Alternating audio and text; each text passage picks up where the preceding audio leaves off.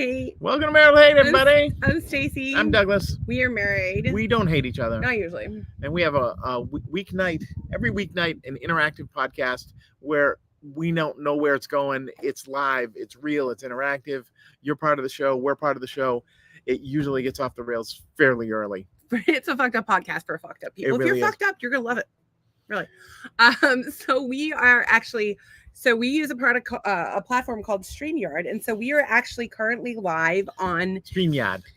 YouTube, Facebook, Twitter, Instagram, and of course, now we have added TikTok. TikTok doesn't let us go on StreamYard.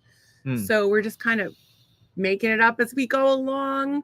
And people are in his house, our little friends. And if you're watching on Facebook, YouTube, or Twitter, you can or X, you can comment and we'll bring you up on the screen. We're kind of working on the TikTok comments for now, but we'll get there. Shout out to Ken Neer and Harleman over on the TikTok. Yeah, thanks for joining in. Hopefully you will be part of this merriment. Platty, the pansexual gender platypus, is here. He says greets. I'm actually glad you're here, Platty. We're always happy for him to be here. And Hookah Bob, who was on the show Monday, is also here. It's nice to have you guys. Dude, it's so nice to see everybody. I mean, we wake up in the morning and we just start thinking about you guys. We're in love with you. Like, what are these people doing? What kind of crazy nonsense can we bring to their lives? What are they wearing? David Stoops was here. Are they still in love with me? Cabbage. Somebody named Cabbage. I wonder what that's I wonder if he's a kid, like a Cabbage Patch Kid, or not. That's mildly concerning. Old men are coming for the rich wives. Okay, there's so much to talk about. So if you watched the podcast last night, or maybe you didn't, oh my gosh. Yep. Hi, Gorgeous and Doug Moore. Like Doug Moore, like Mount Rushmore? No, I think it's like Nevermore, like the Raven. Okay, maybe. You did say hello to Hookah Bob and Platty, the pansexual pangender platypus. You can't say hello to them enough. We're so happy that you guys are all here. Court, Bob, and Platty, P4, Hookah Bob, Santa Claus. We're just so happy you guys are here. And of course, we're so grateful for all the people watching over on TikTok and Twitter. We are just so grateful that you're here, and we're really looking forward to we're going to have a real good time. We're going to have a real good time. Indeed. And so we're going to start off with last night's podcast. What the fuck was that? Well, we had invasion. There was an invasion of musicians that came in halfway through the podcast that were staying here to do some business, and they kind of took over the podcast, and it was kind of good. It actually went smoothly, which I was very concerned about, because I was really concerned because I know somebody who served a tenant eviction papers, and it went sideways. Well, let's back up. One of the guests last night owns a property here. He had to evict the people because they kind of trashed the place. It was an episode of Hoarders, so he had to go over there today and serve eviction notice, which is never fun for anybody, I'm sure. And of course, we won't name names, but we have a good friend who their family was had a tenant they were evicting from a house, and basically the tenant pretended that they were assaulted, which was completely untrue. And this person, in order to avoid a lengthy and expensive legal battle, decided to just give them the house. Literally, they were like, I can either fight this with every bit of energy I have, it could go on for years, or I can give you the fucking house. So they just did that. So when he ever said that he was going to evict somebody, I was like, dude, fucking have that shit. What do you call it? What do you call the thing? Process served. I can't see the TikTok comments for you. Yeah, I can't either. But we're working on it. We're folks. Trying to figure it out from over here. So, can you read Courtney's comment while I work on this? She pronounces Douglas, but I don't like that. So I think Doug Moore is better. That's very Sometimes clever. he's less. Sometimes you're a lot. More. Yeah, I'm always more. Stacy is a lot. Sometimes. You're a lot to handle. I'm too hot to handle, too cold to hold. You call the bus Ghostbusters, but nobody's in control. Ghostbusters.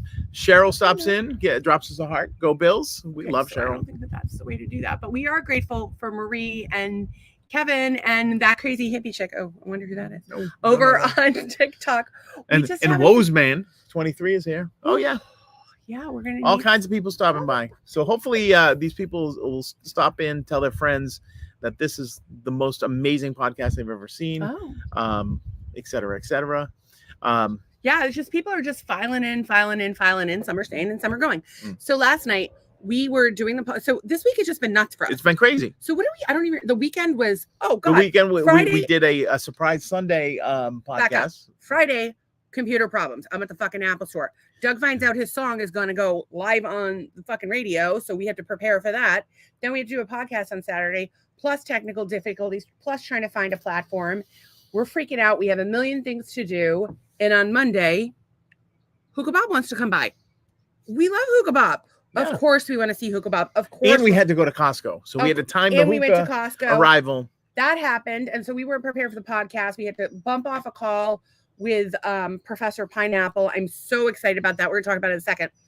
And so it was just like one thing after another. And so then last night, we're waiting for Tom and Steve to come all freaking night long. And then they finally show up and we're so glad that they came. But it was like, it's just been an assault on the senses. And of course we made it worse. Yeah. Well, because we just go with the flow. So I hope you guys enjoyed that podcast last night. Steve was going to join us tonight. He asked what time we were on. So he was going to try. I hope Steve makes it by. I absolutely love him. And I just wanted to comment on that. So Steve and Tom came. They were on the podcast. Of course, it kind of became the Tom show as it becomes the Tom show. And Tom is actually, he was the manager of our friend Blowfly, a.k.a. Clarence Reed, a.k.a. Blowfly. If you don't know, you should know. It's an interesting story. Actually, all of my friends that know about Blowfly, I didn't even tell them that Tom was going to be on the podcast last night. I should have hashtagged it. But Tom came. Steve came. We knew Tom. Tom. He's an interesting We've known Tom guy. For a long time. He's got a lot of interesting ideas. A lot of miles on those tires. Tom. He's a good egg. But I was really impressed with Steve. We already knew Tom, right? So So meeting Steve for the first time was great. It just goes to show our ADD can work in your favor or against you because we cannot pay attention for more than 5 minutes. But Steve seems like I'm grabbing you on the inside. You need to come this way. There you go. You want me to send your lap? Yeah, that's better. So Steve is just this really interesting guy. And you were telling me that he had done all kinds of crazy music work. He had done a lot of music and session work and things like that. He probably the one that jumped out at me was the Thurston Moore from Sonic Youth was one, and he showed me some clips of that. It was pretty good, and some cool jazz weird stuff that he had, and he just had a burst of energy. He worked with Sonic Youth. Were there other bands? There were other bands, but a lot of jazz guys and like a lot of different. Super funny guy, really talented, really insightful, really thoughtful, can jump into these characters.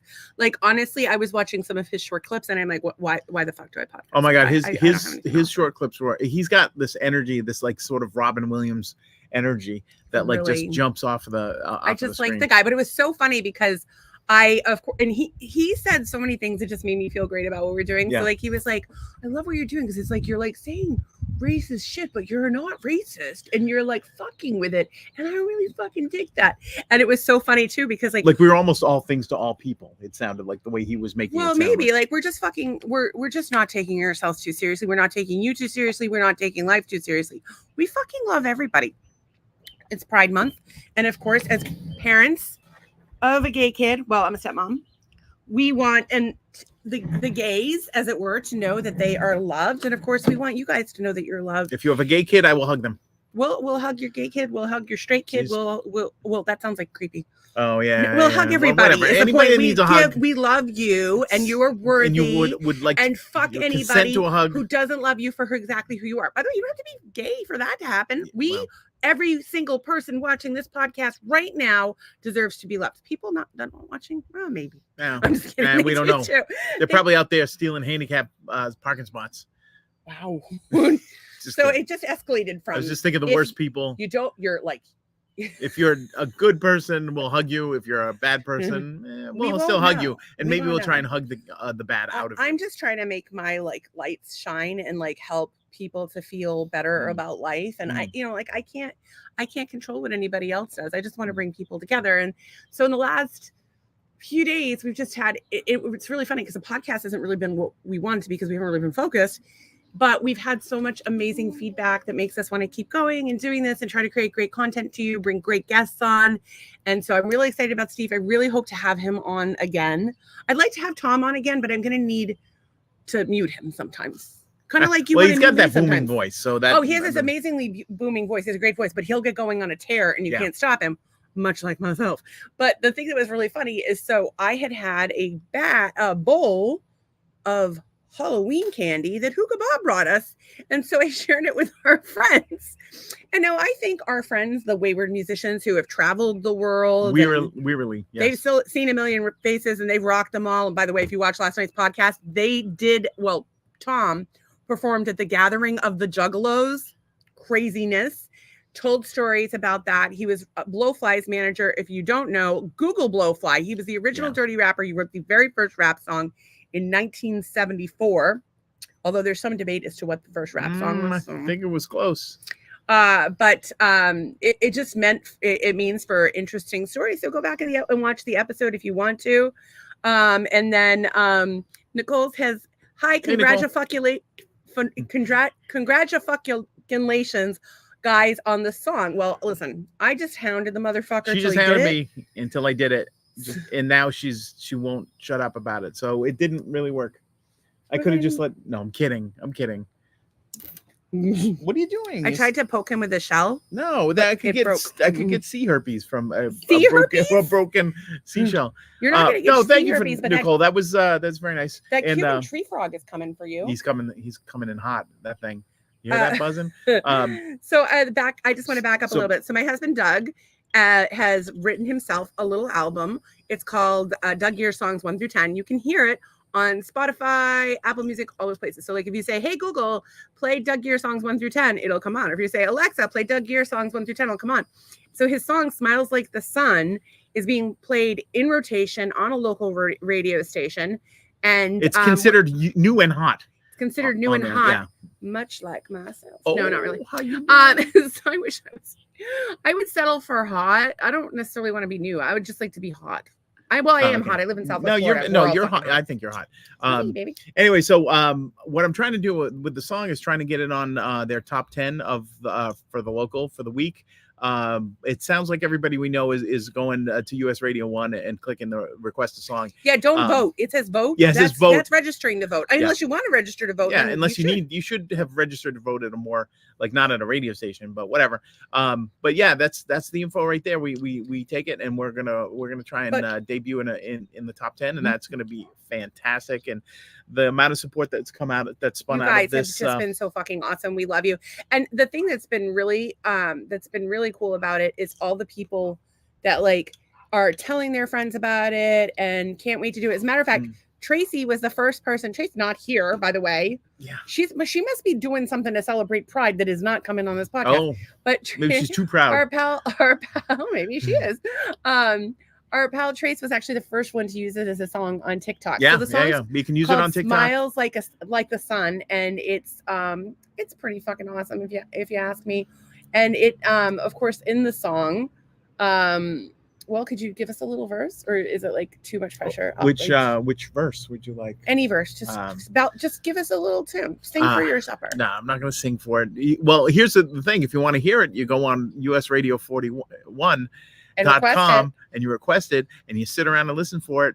It's a great station. They play a lot of great stuff. Yeah. If you want to discover stuff. New music, you want to listen to the same music as everybody else. And like, listen, I love me the occasional Taylor Swift. I love me the occasional manufactured music, but I like to also like know about stuff other people don't know about it and like really lean into it. Like I'm fucking digging Rhythm Inya lately. I'm huge. Yeah, a lot of local music on I'm the station huge too. into Muck Sticky. I'm huge.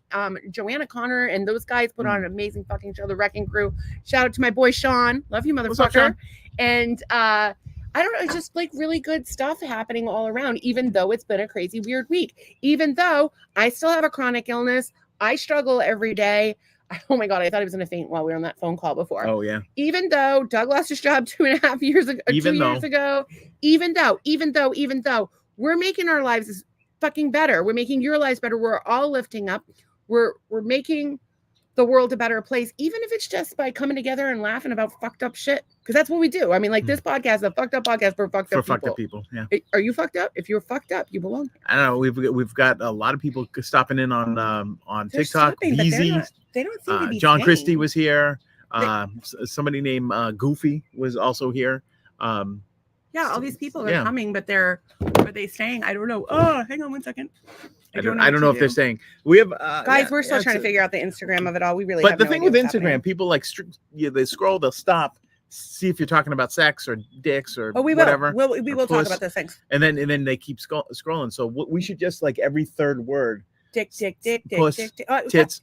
Every third word I say is puss and dicks anyway. Yeah, pretty much. So we should be good. Well, it's only a matter of time before TikTok yells at us, but that's what you got. Dick puss. So speaking of dicks and puss, we gotta finish our story. So I had some party favors that Hookah Bob had brought us, and I shared them with our musician friends. Now these are people that again have parties. No strangers to the party favors. They've been to the party scenes. They're talking about fucking 8 balls. What's that 8 ball? I don't even know what that is. And I don't want to sound like the old like white lady and be like, excuse me, but I don't know what an 8 ball is.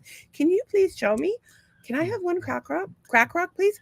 $200. But dude, that's from Always Sunny. If you don't get it, you should shut this podcast off right now and watch Always Sunny. So the guys don't realize that your girl is coming in hot with the Halloween candy.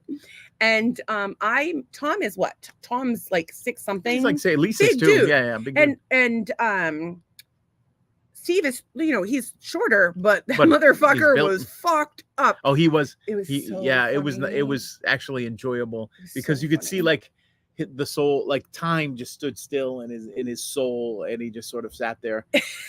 With his eyes. After they're telling all these like stories of life on the road and their wild times, and then they come here, and the 2 of them are drooling on themselves after 5 minutes. I'm like, I'm totally fine. What's wrong, motherfucker? It's all good. It was a good time. And of course they got out the door and they got the eviction stuff taken care of. Poor Tom, they rented this house to someone to kind of help them out. And they ruined it. Oh, they've really destroyed this. I mean, I'm talking about destroyed this house. Like it's beyond a hoarder situation. Apparently it's infested with some sort of roaches. So he had all this music equipment in that. Okay, so I am super skeeved out by roaches. Anybody else super skeeved out by roaches? Because I sure as fuck am. So I'm super skeeved out by roaches, and the place is just impounded, like infested with roaches. And so he's got this house full of roaches, but he has this music equipment that's worth a lot of money. So he has to get the music equipment out of there. Yeah. All fine and dandy, right? But except now there's roaches in the music equipment. So what the fuck do you do?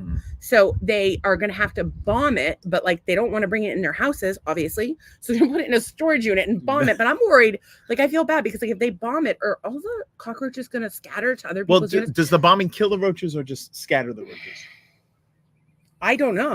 It says it kills them dead, but I think some are going to run to somebody else's storage unit. The bottom line is I don't like roaches. You've made that clear. They give me this, like, honestly, if I had known that they had been to a roach infested house, I would not have let them in my house. That's how much roaches freak me the fuck out. Like I could feel them crawling all over me. It was bad.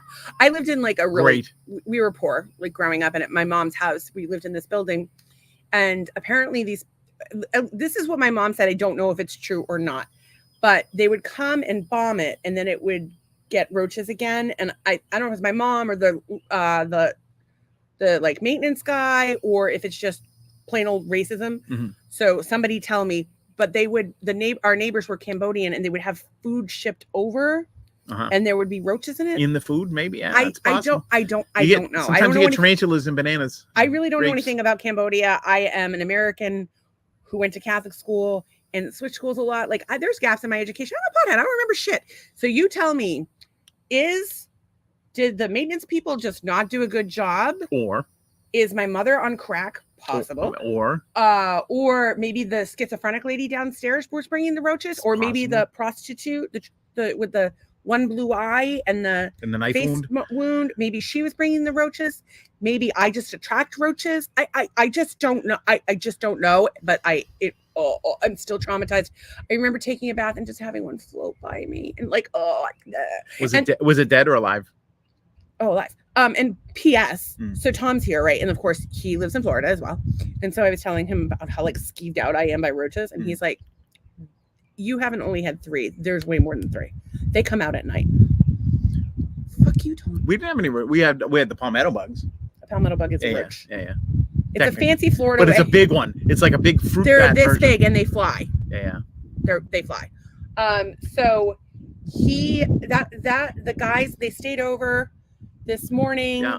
We took a little ride to the post office. I still haven't mailed any of my shit, guys. I'm so sorry. I'm still working on it. I'm just gonna mail extra stuff out to everybody that I promised things to.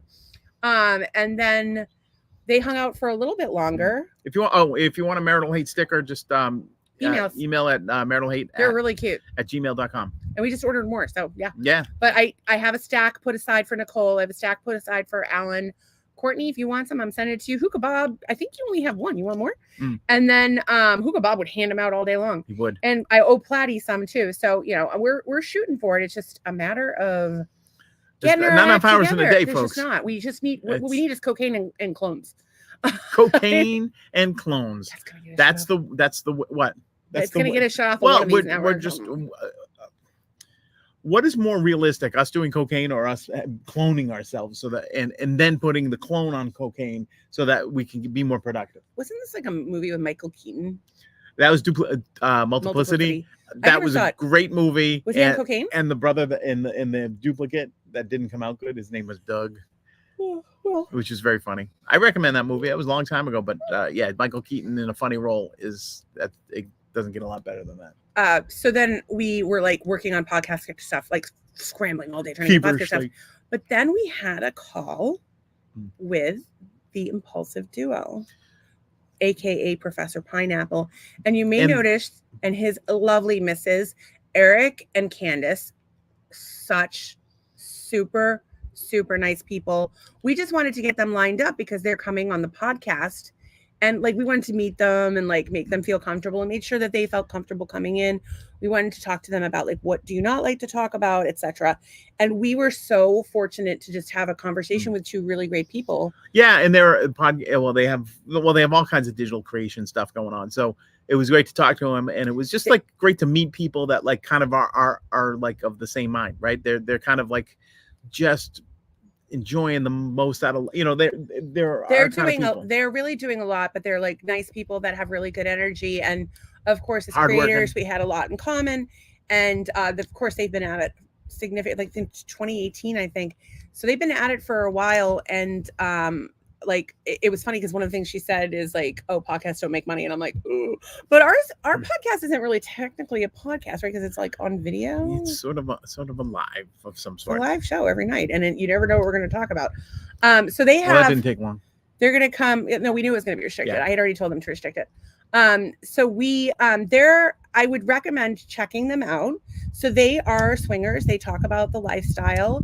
And they are like all over the socials. Like you can just like Google the Impulsive Duo, and also Unicorn Landing, which Unicorn Landing is their website for like women. So a unicorn in the swinger lifestyle, a unicorn is a woman who plays with both people, which of course, if you're bi, that's everybody wins. We're not getting that. I don't want that. I don't know. I don't want to share you. Are you kidding? So thank you. I appreciate that. So, but whatever you want to do, that's up to you. So, but of course, there's what in the lifestyle, a unicorn is a woman who will play with both partners, and there's a bull which will play with the woman, and often while the husband watches. But anyway, the website is specifically catered toward women in the unicorn space, and she's making it, she wants to make it female friendly. It's a genius idea, because that's what everybody wants, right? Well, it is what you want. What the guys want anyway. I think the girls want it too, but I will say that they're redesigning it from the ground up. So if you look at it and you see like that there's some like glitches or whatever, like reviews or whatever, it's like being redeveloped right now. Like literally, she was telling me about being on the phone with the developers, and of course, just like us, like they're making everything better for their viewers, for their content followers, for their clients every day that they possibly can. And I just think it's fucking awesome. And she brought up a great point too, because like, even though it's like, it's your dream to do this or this big idea, it's still a lot of work, and some of the work isn't fun, right? It's some of the stuff that you don't want to do. You just want, like in a perfect world, I would just go and write music all day or paint or whatever all day, whatever. But you can't, because you have to drum up new business, you have to advertise them, and you have to request my song, etc. Like you have to do all the stuff that is that helps you get over that hump, whatever. But I made a list of all like the people that we need like for our team, because I plan on like making this huge. She wants to be the next Oprah. I don't want to be the next Oprah. No. Please do not put my name in the same sentence as that person. That was a little funny. I would like to give people a car though. That I want to bring people together. I want to, and obviously we have to pay our bills at some point. We're going to pay our bills. We're going to bring up all the people that have been here with us from the beginning, the people that come night after night, the people that support us so much, the master haters, Platty, Hookah Bob, Courtney, Tracy, Nicole, Ann. Tracy, Ann, Randall, Cheryl, Go Bills, Little Tommy, Todd, Little Tommy Milmore, and of course our dear friend Todd White. He's the blind guy. He's the blind guy. If I make a hand gesture like I have to say that I'm doing it, because otherwise he won't know. So Tom, I was making the sex gesture. Or Todd, sorry. Todd, it's been a long day. I don't even know. It has been a long day. And it's like a little warm out, so like it makes it feel like a longer day. Does that make any sense? Like, how like the dog days of summer, and now it's like starting to get hot. I don't know what's happening, but everything's aligning perfectly for all of us. And so here's the thing. I have big aspirations for like nonprofit world. Yes, you do. I really want to help people who have chronic health issues to get access to treatment, particularly alternative treatments that are not covered by insurance that a lot of people really miss out on because they just can't afford it. And I also would like to, to build a community, because I keep saying I want to start a hippie commune. We've been joking about it on the podcast forever. And like, everybody's like, yes. Y'all, I saw 40 acres, 20 of which fenced. Sorry, go ahead. 40 acres, 20 of which is fenced, with 3 houses on it for $800,000 in Tennessee. I don't particularly want to move somewhere colder, but we could find something like that. We could all live together in harmony. We all have our own little space. We respect each other. We completely drop out of society. We grow our own food. And, if we need a cult leader, we'll find one. In any case, we want to do good things with it. So it's so nice to see other people that are doing big things with, and it's building. Inspiring. It's inspiring. And even like Steve and Tom, they came in like a bull in a china shop, and it was just like, it just infuses the energy. It's seeing Hookah this week. It's all about the people you surround yourself with. It's all about having positivity in your life and people that encourage you to be your best, and people who love you for who you are, and people who accept you. And I can't think of a better time to have that message than during Pride. So if you are so inclined, if you have any interest, so it's going to be next Thursday that they come on. Candace and Eric, again, they are the Impulsive Duo. You can look them up anywhere, and their website is Unicorn Landing. So I'm really excited. Is the website Unicorn Landing? And the app is Unicorn Landing. The app is Unicorn Landing. And if you Google the Impulsive Duo, they're literally everywhere. No, that's kind of awesome. And actually, because we always talk of the swinging lifestyle, and we always have questions about it, and I think we can have some fun with it. And if you guys have any questions, just send them in, email them, whatever. Rusty Hippie says Sharon can't stay sending love. Oh, I love that. Y'all, if you want to send Rusty roses, that'd be even better. But we'll take your love, and we're glad you're here. And Rusty, listen, our vibe is all about taking the people that are with us and bringing us all up. So you come night after night. You're going to make a bunch of friends. The best place to watch is on either YouTube or Facebook, because you'll have the exchange with the people there. You'll become friends with them. They're fucking delightful. But you can watch on TikTok too. And then Ann's here, and she says, hello, haters. Ann is a master hater. She's been here since the beginning. She was actually our very first guest. Love her. Badass bitch. Although she's not a bitch. She's not. No. So we have our hashtags, and I would like to run through them before I go off on some like ridiculous tirade. And you will. Yeah, and you will. Okay. George Lucas is trending. Do we know why? George Toy Boy Lucas. Toy Boy? Oh my God. It was a line from Clerks 2 where they made fun of George Lucas because of Lord of the Rings compared to Star Wars. Yeah. And they were talking about how the new Star Wars are fucking stupid. They hate Jar Jar Binks and the Lord of the Rings was dumb. Oh yeah, that was. They're just made like around that looking time. for some rings and then at the end they throw it in the hole. I've never seen Lord of the Rings, but as far as I'm aware, the as far as I'm aware, I don't even remember. Drugs are bad, kids. I'm on copious amounts of medical marijuana. Oh, George Toy Boy Lucas. So it was in Clerks 2, and everything I know about the Lord of the Rings came from that. Everything I know about the new Star Wars movies, which I refuse to watch as a matter of principle, also came from that. I know that the Lord of the Rings has that little Dobby the house elf dude. No, that's Harry Potter. No, I know. But Doug also hasn't watched Harry Potter. Never watched it. So. Oh, is there like a guy with like the Precious, and he's like. Yeah, he's like a little goblin-looking thing. We don't know anything about it. We don't know shit. But I want to know why George Lucas is trending. So that would. I think it was something. Geez, I did look it up. It was just so like not interesting that I kind of gave up. You ignored it. Well, tell me something. Oh, tell me about. This is actually really funny. So we live in Cape Coral, Florida, but we're actually from Massachusetts. We moved from the South Shore. And Anne says, "Yeah, I can be a biatch when necessary. Good for you, girl. Set those boundaries, Doug." And so you what was I gonna say? I don't know. You were saying something. George Lucas, you looked up stories, the Scituate thing. So we're from the South Shore of Massachusetts, and there's a restaurant there. It's a very nice restaurant, and someone went for an anniversary, and boy, did it. Yeah, well, the restaurant's actually in Cohasset, which was like the bougie. more Steve Carell lives there. Bougie town. So I'm going to read you this post real quick. Scituate Town Monthly, 30th anniversary at Bia's in Cohasset. Waitress, would you like bread? Me, sure. Twice. Was charged $24 for 4 pieces of bread. I won't be going back to that restaurant, even though the food was good. The waitress replies, I can't believe the waitress saw it. That's so you funny. were charged for the 2 glasses of wine you had. The name of the wine is Bread and Butter. Wish you had asked last night. We would have explained it to you. Before posting it on Facebook. Well, happy anniversary once again. Is the comment still there? Is what I want to know. I don't know, but that's the thing. There was 50 million people that didn't read that one, and they're like, "Bread's easy to make; it shouldn't cost that much money." Well, you can actually harm a local business. So, like, if you have a problem with a chain, I don't give a shit. Post it all the fucking world. But if you have a problem with a local business or a small creator or anything like that, you talk to them privately. Like, you could really destroy someone's life with just a few. Fucking keystrokes. And actually that's something that I talked to Candace about today is I want to call her Candy, but I don't know if I'm allowed to. I was talking to Candace about today is like when you put yourself out there, you're vulnerable. And of course people have an opportunity to place an opinion about you or whatever the hell they want to do. And the people have opinions about you or whatever, and they're going to say things. And it's often the women that are the rudest. But as a creator, it's like we're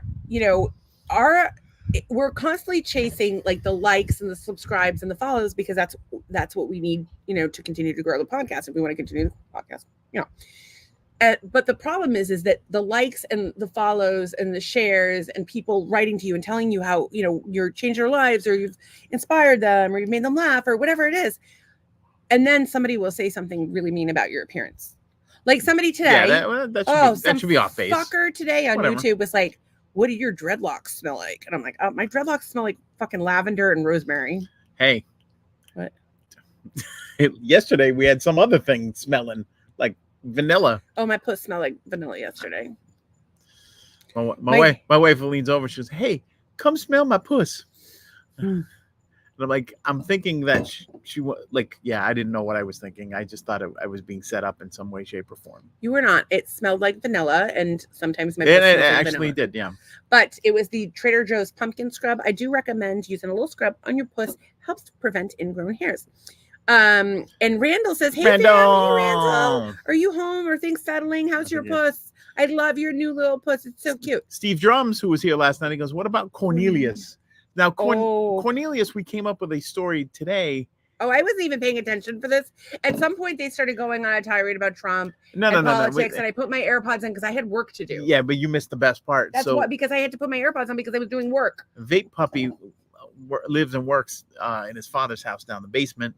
He has very long legs, but a short torso. Wait a second. Who's Vape Puppy? Is it an actual puppy? No, it's Cornelius. That's just what they call him. But wait, is he Vape Puppy or is he Cornelius? He's both. He's, it's like he's got a handle. Like right? it's like how he's you're... on the like when he's on the CV, on the CB. No, so okay, so Cornelius. Start at the beginning.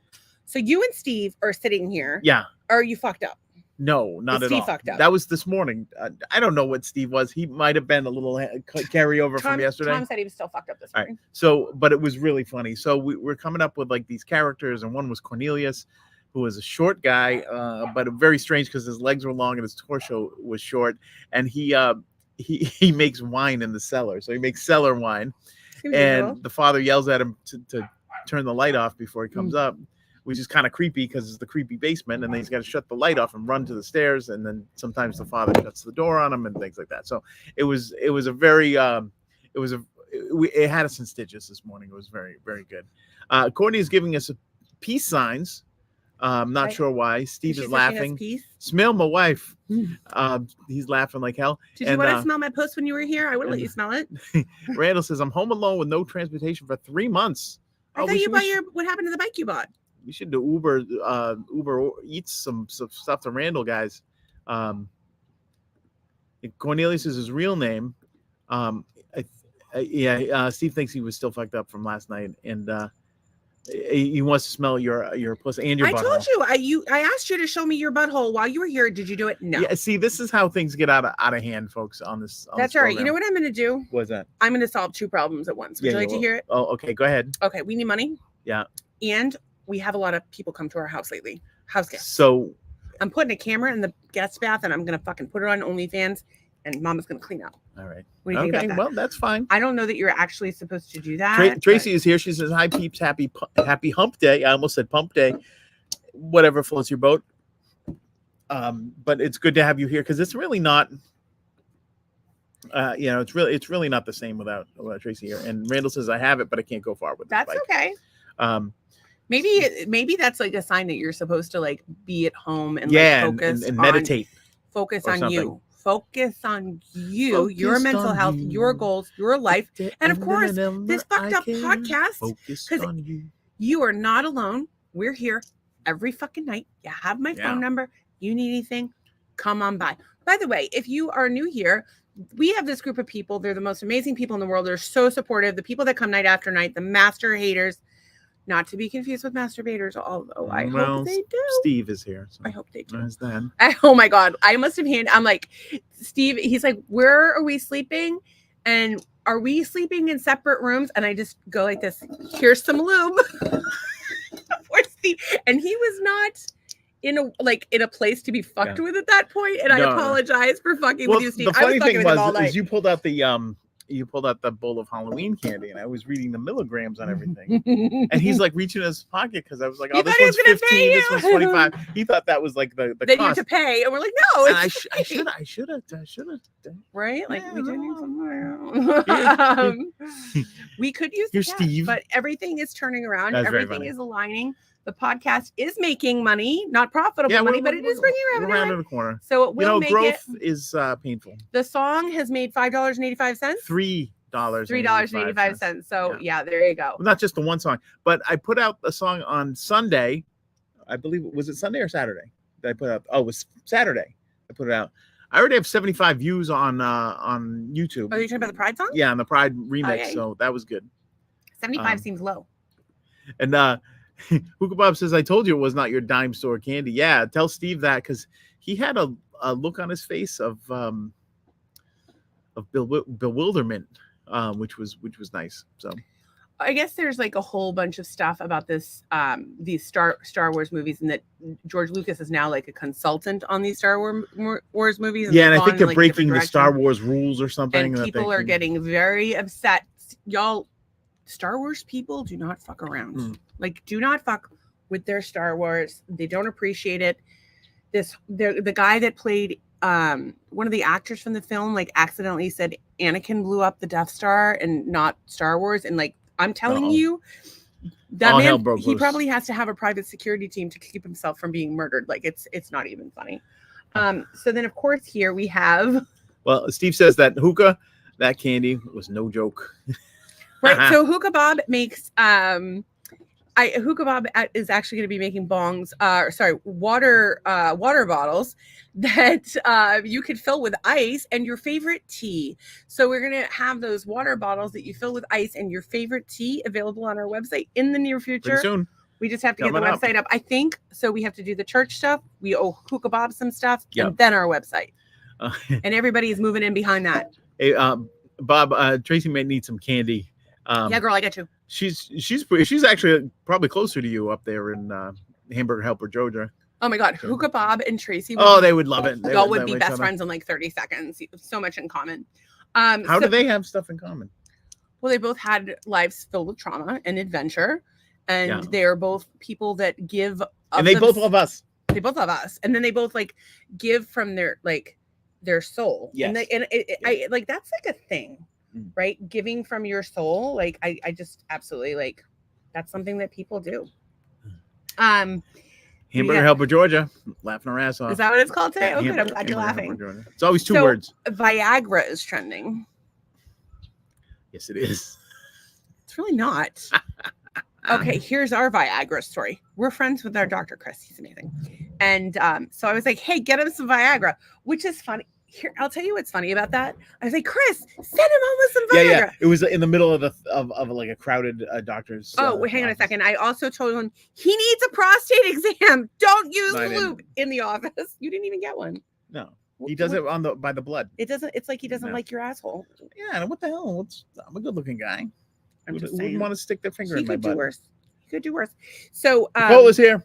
Doug had, hey girl. What's up? I think she was here before.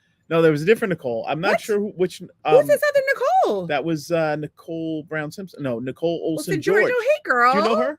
Yeah. She's, I think she may be allowing me, but I'm not really sure. Hey, girl. We're not gonna dox you. Don't worry about it. I don't even know who my own name is right now. Yeah, I knew it wasn't this Nicole. I knew it was a different Nicole, but I kind of recognize the name, but not really. So we go to the doctor, and I'm like literally like screaming in the hallway. He needs a prostate exam. Very thorough. So Chris is laughing, and then of course he goes to the office. I'm like, Andy needs some Viagra. And so Chris sent him home with Viagra, but like we were joking. And so, but like if your doctor gives you like 10 Viagra, you're gonna try it. And so we did. And made my face red. That's about it. That's it. Yeah. His wiener works. Wiener works anyway. Works great. Yeah, what are you gonna do? He needs a little more recoil time as he gets older, between time 1, time 2, time 3, time 4, in increasing rates, as you do, by the way, sex education for everyone. But he still gets it done. And by the way, your girl is not stupid. I am the kind of girl who hedges my bets. You're going to marry an old dude. There's a possibility that his thingy thing might not ring ding. Maybe they outlaw Viagra. I don't know what the fuck is going to happen, but I will tell you this. My husband has a tongue like Gene Simmons. It's like a fruit roll up, really. Just show it to them. No, I'm not going to show it to them. Just show it to them. I'm going to have to show it to them. Randall lives in Florida, Georgia, Alabama border. He's like all things to all people. You're the Florida, Georgia line. Yeah, what he's you something. I go by my last name, Malum. Fancy. Yeah. I hope we're pronouncing it correctly. Or Malum. I'd rather eat than beat. I don't know how to do this. Well, I don't know what you're doing either. What are you doing over there? I don't know. I really don't. I don't know why you're tapping away on your phone. Because I'm trying to figure out how to put like little hearts on. So I'm not sorry, guys. I'm not exactly sure how the TikTok thing works, but like it seems like when we first go on, there's a bunch of people. Yeah, and then then as we go, like here? Yeah. Well, fuck them. Yeah. Sally Field is trending. Do you know? I love Sally Field. But you know full well that I don't know what Sally Field is trending. I pulled it up because I just thought it was the funniest fucking thing in the world. But Sally Field was in this movie, Dispatches from Elsewhere, or it's a series with Jason Segel, and I freaking loved it. And I fell asleep, and I haven't finished it yet, and I just want to watch it again and again and again and again because it made me like there was so much celebration of art and playfulness and just getting people together. And like, as we move toward this world that is getting more and more techie and less human connection, I feel like we need to have fun. We need to have art. We need to have music. We need to bring people together because, what else is there?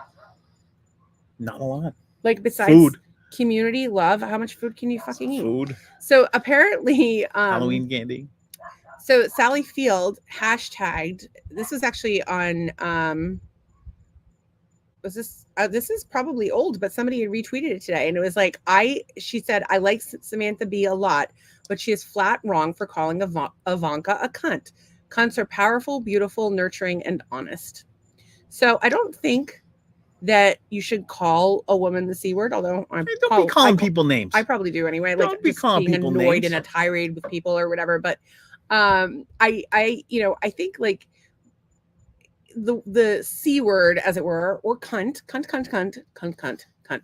That's my wife. The C word, as it were, is the C word, as it were, it's just a word, and let's disempower it. And let's talk about how incredible our vaginas are and all the amazing things they do. Like get you a free Jeep.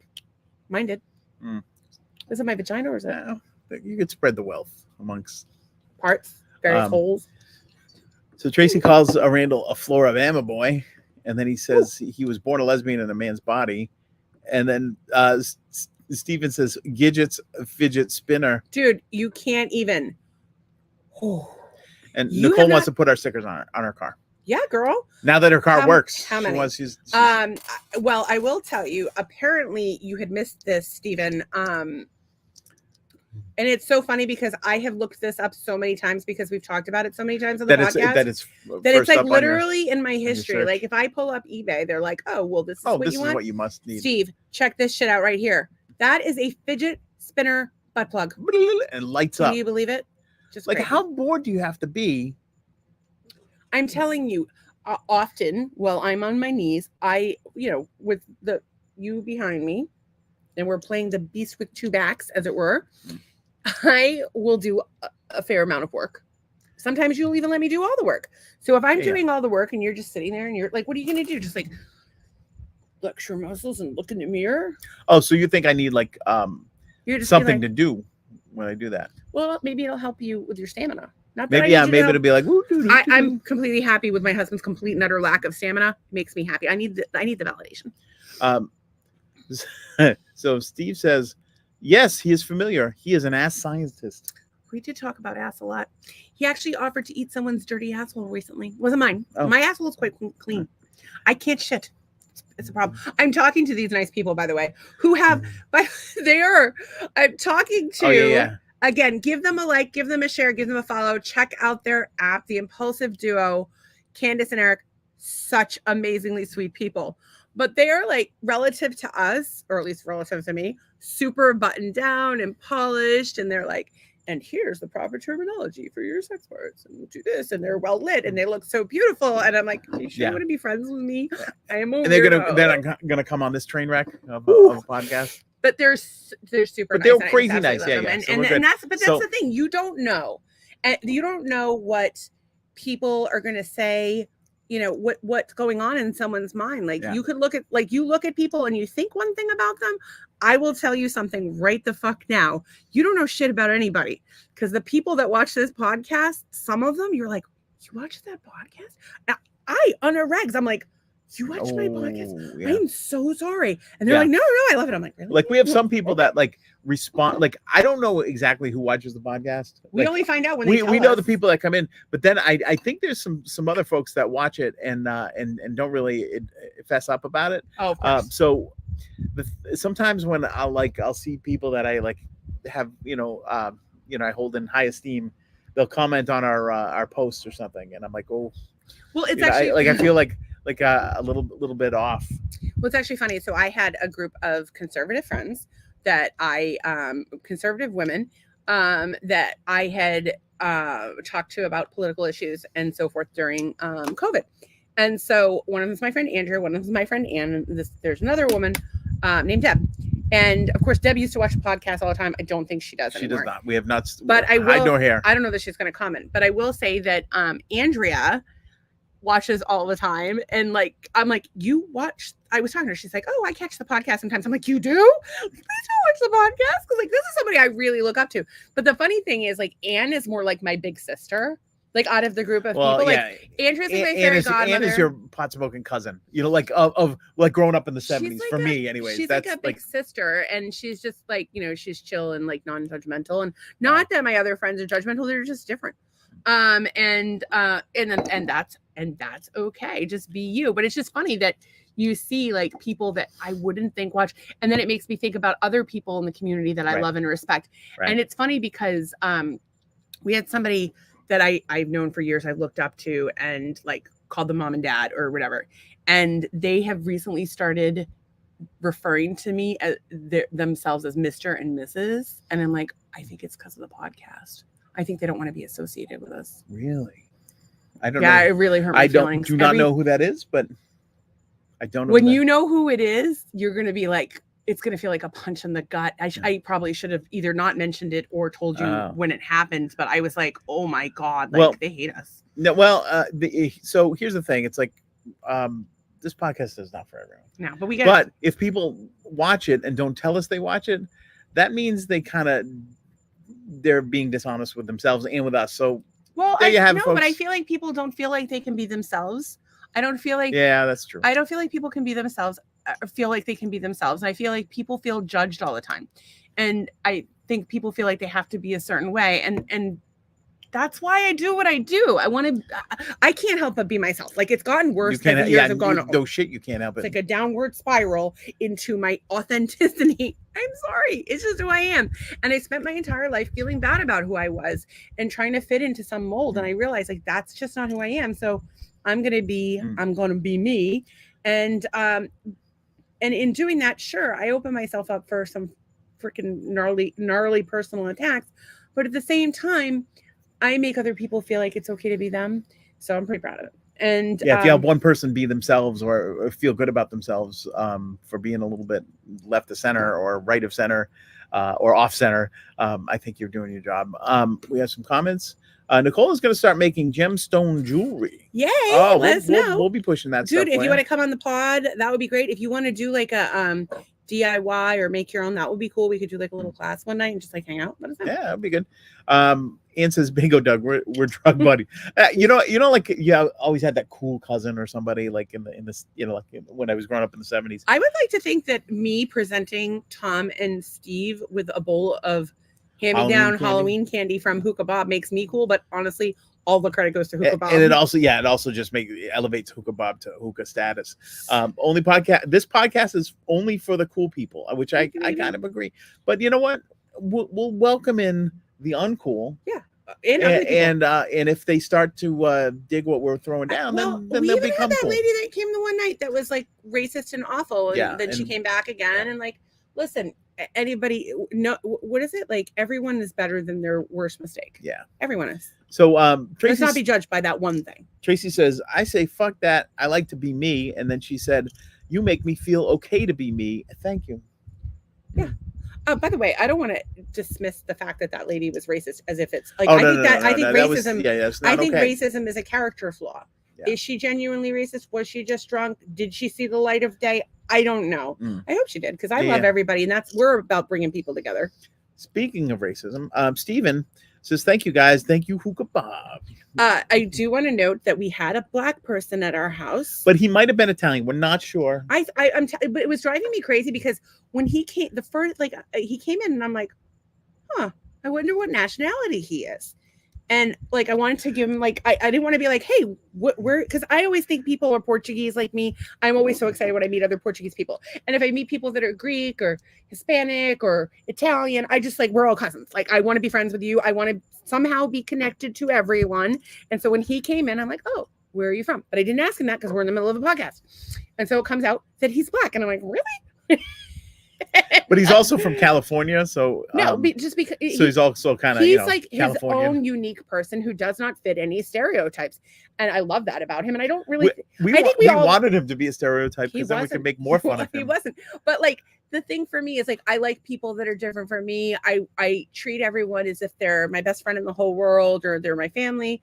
I just love everybody, and so we just had to start fucking with him from the minute he walked in the door, which is fine. Right, like when you like giving somebody a hard time, regardless. But the fact is, he had no idea where he was. Does not know who we are. We're just fucking with the poor guy, and he doesn't I can't even imagine what it felt like for Steve. And he kind of woke up this morning, and he was probably like afraid to come out because he's like, "Where am I? And what happened?" But my favorite part of the whole night was he goes, "Does anybody have some toothpaste?" And I go in the bathroom and I go, Well, we have this kind. And it was the charcoal toothpaste? No, not that one. I get No. there's like the doTERRA one. I'm like, and we have this one, and it's for black people. It's black toothpaste. We got it just for you. It's the charcoal toothpaste Yeah. that's supposed to whiten your teeth. Steve, do you feel like your teeth are whiter? And also, I'm gonna keep that. Here's my problem. You're a toothpaste racist. If I brush my teeth, no, you're toothpaste racist. No, I like the black because, toothpaste. because we should have one toothpaste for everyone, just like Rosa Parks said on the mountaintop. Well, as our good friend Larry the Cool Guy said, I'm not black, I'm brown. You're brown. We're all just different. Different Doug shades. is pink. Doug is I'm pink and gray. Look at me. He's like a newborn baby. Do you want to see his baby butt? It looks okay. True story. Why do you, My friend you know Darcy, what? love her. Shout out to You Darcy. know what I think? What? I think you're a butt racist because you're a butt all racist. all you do is talk about my lack of butt. Okay, first It's of too all, small. I know Joanna from Home Depot thought I was coming at my husband hard. I think his little baby butt is adorable. However, Stop it's that. like a little baby. He's like, they just made the top. There's no butt. So my friend Darcy had a baby. This baby is baby Ivy, and she is adorable. She's like 8 years old now. Yeah. This baby is 2 days old, home from the hospital, and I'm changing her diaper. And this baby, who is Portuguese like me, she has a bigger butt than Doug. Mm. It might be about the same size now. Like, well, I don't know. It was like, it's not like her butt got small. Why am I talking You about make a no child's sense. butt? But a baby butt is bigger than his butt. So Nicole, By the way, shout out to all the people that are watching over. yeah, TikTok. what's going on? Megan Jewelry is part of my Oh. Gem and I creations. Yay. And then Randall says your earring and necklace stuff is in your box, Nicole.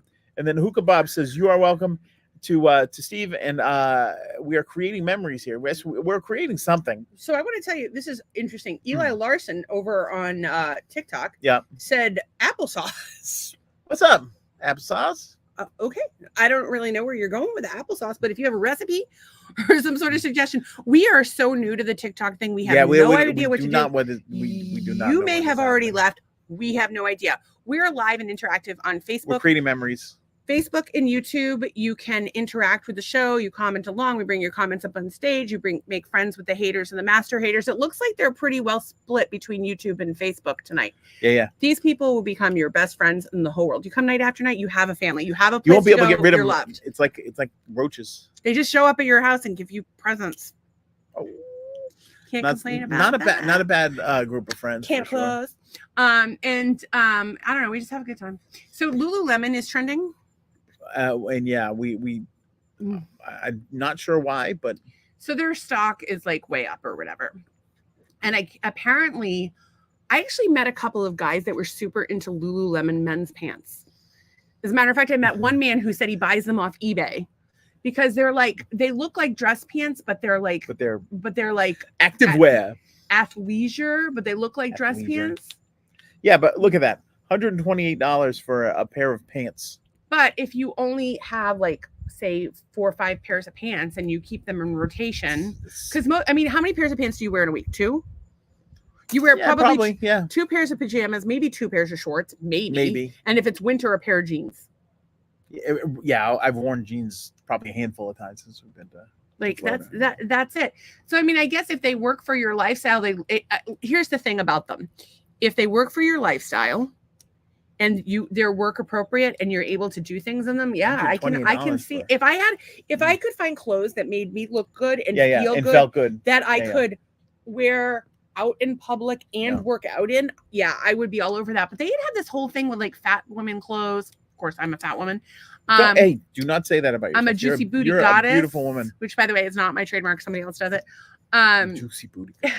Juicy booty If goddess. they Juicy booty goddess. Juicy booty goddess. Juicy booty goddess. Juicy booty goddess. That's a groove. Doug is making That's right. this That's song. on my next album. So Juicy booty goddess. They had some controversy a while back about how they made like plus size clothes like too small or see through or some crap like that. Hate and that. now it seems like they're trying to be more size inclusive. So that's nice. I don't know.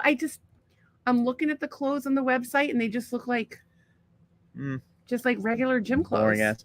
Tracy says, I like a juicy booty goddess, is what she liked. Hey girl, I like you too. And Randall says, I wear about 8 to 10 every week. Do you have some sort of problem with your bowels? What's going on? How often do you Randall? shit your pants? I would give I honest to God right now, if you could shit your pants, I would go on stage at the Magic Kingdom in front of everyone and shit my pants if it meant that I had shit. It's Stacy. And here she Faith goes Carroll. shitting her pants. You know why? Because then I would have not been constipated like I am right now. I don't see. I actually understand it more for men than I do for women because there doesn't seem to be a lot of options for men. There's like either dress pants, jeans, or khakis. If you can have a pair of pants that looks like dress pants and feels like sweatpants and you're a man and you can wear them to work, I say do it. Somebody buy me some of those $128 pants. I'll wear them on the podcast and we can talk about them. I don't know about that, but okay. And then of course, Halar is doing some cool stuff in terms of athleisure. They're the ones that had like the dress with the built-in bra, and then now they have the easy peasy dress so you can actually pull it down and pee. I just don't love the colors. Like the colors. No, you were scanning through there. The colors were all. These are better colors than Halara. The Halara colors are like, but those that magenta, I would wear that. Not so bad, yeah. I would wear that. I just wouldn't wear the like. You know that like muted, like beigey kind of pastels. Goddamn blah. And I know like people are doing their whole houses in them. People yeah, like them. well, you know, it's everything's on a colors are on a trend. You do you do you. I don't like it. See, I don't do anything on a trend. I do what works for me, and that's what you should do. Who cares what anybody else is doing? Do what works for you. Well, Randall doesn't care what other people. No, I just work a lot and I change my socks at least twice a day. Good for you. Jelly Roll actually just came out, and he so it's so funny. Somebody asked what was the last thing you bought off Amazon, and he said socks. And the reporter was like, socks? And he's like, yeah. And he's like, I'm a fat man. You can't be a fat man and have stinky feet. No, so you can't have that. And he said, my one luxury since I've blown up is I only wear socks once. Yeah. He wears socks once and he throws them away, which makes me want to buy Jelly Roll some stuff. Hookah Bob is over on TikTok and telling us that YouTube is lagging behind TikTok. It would do that because we'll talk slow. YouTube has YouTube's filtered through StreamYard, so it's got to go up to StreamYard and down to YouTube, and then sometimes YouTube lags. But I'm glad that you're over on TikTok because you can tell us how we are looking on TikTok, and I keep looking in the wrong place for something. To your story about Jelly Roll, that's Michael Jordan would wear new sneakers for every game because the best day he had in his life was when he got new sneakers, and so he felt like a kid getting new sneakers every night when he put on his sneakers. So how many games did Michael Jordan play? Hundreds, probably, yeah. So I mean, they play 100 a year. They raffle them off for charity to give away to kids. I'm not sure. I'm not sure what they do. Is there an old woman living in his shoe? Because he's got big feet, I think. He probably do. Did you know that socks are the least donated and most needed item in a homeless shelter? Yes, I did know that actually. So if I hope Jelly Roll goes on to donate his you have to do something quick. Nope, open it back up. Sorry, you guys, we're having TikTok fits. TikTok difficulties. TikTok fits. TikTok-nical difficulties. Ficties. Unable to verify. Just do the goddamn thing. We don't. God, you guys. Right. So after that, Steven said, I had to sign out, but I was listening. For the record, you guys did not freak me out. I know you were fucking with me, and I don't react the common way. I wasn't afraid to come out this morning. I think it would have been really funny if you woke up and you didn't know where you were. That would have been great. It was actually really funny because as we climbed into bed, because, I sleep naked. You can put this on there. I sleep naked, and I'm sorry, Hookah Bob, I did not want to drop you. I sleep naked, and I was thinking to myself, should I sleep naked tonight? Like, or Tom and are they gonna bust in? Or Tom and Steve gonna be super drunk and try to climb in bed and sleep between us? Like, do I need to put clothes on here? Because that's always like you don't know what if people are on the medication, you don't know what they're gonna do. Well, usually they pee in the dishwasher when that happens. Eddie, did you read this? I did not read that. I got wrecked last night, but I couldn't jerk off. I passed out. Did you? There was a whole story. One time they were on tour and they rented this guy's house up in San Francisco area, and the guy's like, "Yep, here it is, and here's your room, whatever. Just no jerking off."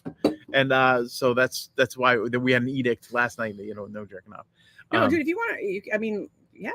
And then I don't care. You gotta do your business. Yeah. I'm not gonna tell you not to shit or pee either. That's You right. do all your bodily functions. Damn it. Fine. Tracy she sleepwalks and sleep talks. And you sleep fish. See, you could climb in bed with me. Sleep talking is more common that would be awesome. Like, do you say messed up stuff? Actually, I used to talk in my sleep as a kid, like a lot. Do I talk in my sleep now?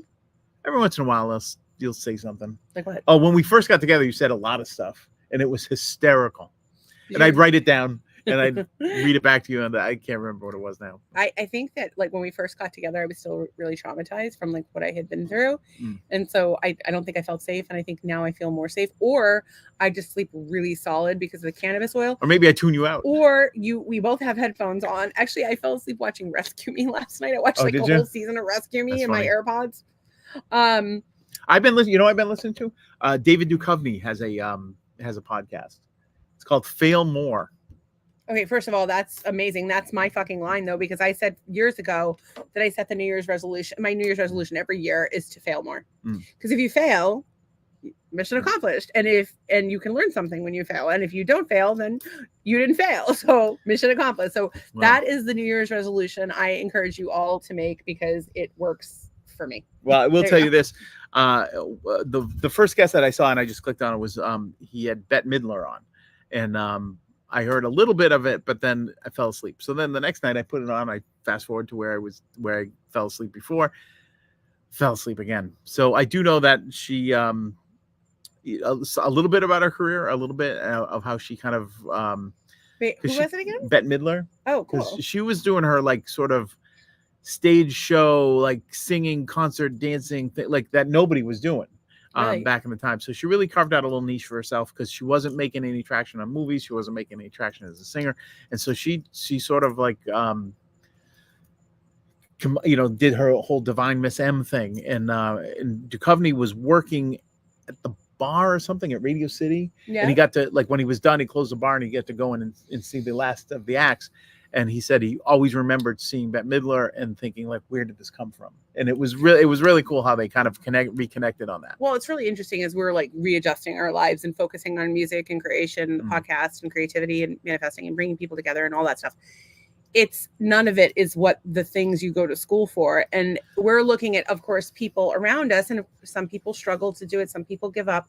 But when you look at these, like, there's so many truly great people that did such amazing things where they were at their absolute worst. Who's the girl that was on Schitt's Creek and played the sister? Yeah. Right. I don't know her name. Kevin Can Go Fuck Himself. She's absolutely gorgeous. She was like literally going home, ran out of money, was destitute. That happened to Ashton Kutcher, the KFC guy. It happened to Tony Robbins. Like story after story after story of people that had given up all hope, felt like they had no more options, and everything just worked out. And sometimes I think it's just a matter of having a little bit more faith, a little bit more faith in yourself, a little bit more faith in humanity, a little bit more faith in the universe, maybe a little bit more faith in God or whatever God you happen to pray to, because I don't care. Oh, Kid Rock is here on the podcast. Oh, it's definitely Kid Rock and definitely not a scammer. Sure. But the other thing that Bette Midler said is that she, once she went on stage and she had her music and she was working with this guy or whatever, and she did a rendition of "God Bless the Child" that she had seen like years and years ago, but she did her own version of it. And apparently, like, something clicked with her. Like, she knew she was exactly where she needed to be. She said she had like this complete body soul connection to performing, and she knew that is what she has to do. And I've experienced that a little bit in my day, but I've experienced something very, very bizarre when it comes to that, like performing on stage.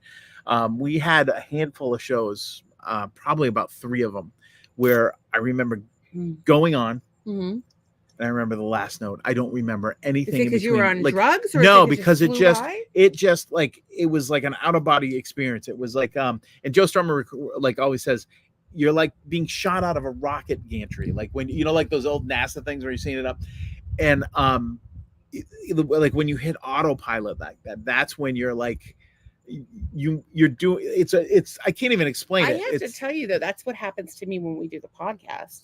Like when I use cannabis oil before the podcast because of my health issues, but like it's like I have to, and what happens is, of course, that's part of the like I go to a place because of the cannabis oil, perhaps, but also I go to this place because of the podcast.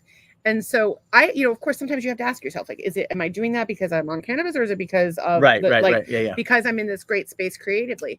And it's funny because last night I really didn't feel like I was like, it was my best podcast. I was genuinely like concerned with making our guests comfortable, and equally importantly, our viewers, because y'all come night after night. I wanted to make sure it was a good podcast for you guys. Let us know what you thought of it, that because it was a little off the rails, but I am curious as to what you guys thought. But you know, as I thought back about last night versus normal nights, I was high in my mind last night, but I was able to laser focus on things. But when we do the podcast and we're on the roll, I get to this place from a creative perspective where I am just like out of my body and in the zone. And I do the same thing when I'm like, when I get in, you've seen me when I'm doing my social media and creation for the podcast, I just get into the zone. And there's something about that makes me feel good. So if you have something in your life that just comes naturally to you, just feels right when you're doing it, do that. Find a way to make money at it. Yeah. And let's all live on a hippie commune together. Trace says, apparently, this is when she's sleepwalking. Yeah. I ask for essentials or whatever that is, and I yell no a lot, or duh no, or like a teen that yells no to their parents to get out of the room. LOL. But this is when I was a smoker. I would get up and smoke cigarettes and talk to my dad, who said most of what I said was not able to be understood, but every now and again I would say incriminating things, but he never knew if it was true or not. Oh man, if we had that one of those on video, I would watch it on a loop. Dude, it makes would be the it makes me so sad that Tracy has lost her dad. And of course, like, because we'd have him on the show and ask him. Because I want to have him on the podcast to ask him about little baby Tracy. Oh, I can't even imagine what little baby Tracy was like. I don't imagine she was much different than she is now. Probably not. She's a delight. Not. She was a delight. She's got a dark sense of humor, and I fucking love it. But she might have developed that over time. Like breasts? Yeah, exactly like breasts. I think maybe she had and the furry below. Much. What is wrong with you? Okay. First of all, her breasts grew and grew and grew, and they were so intense that they had to reduce them.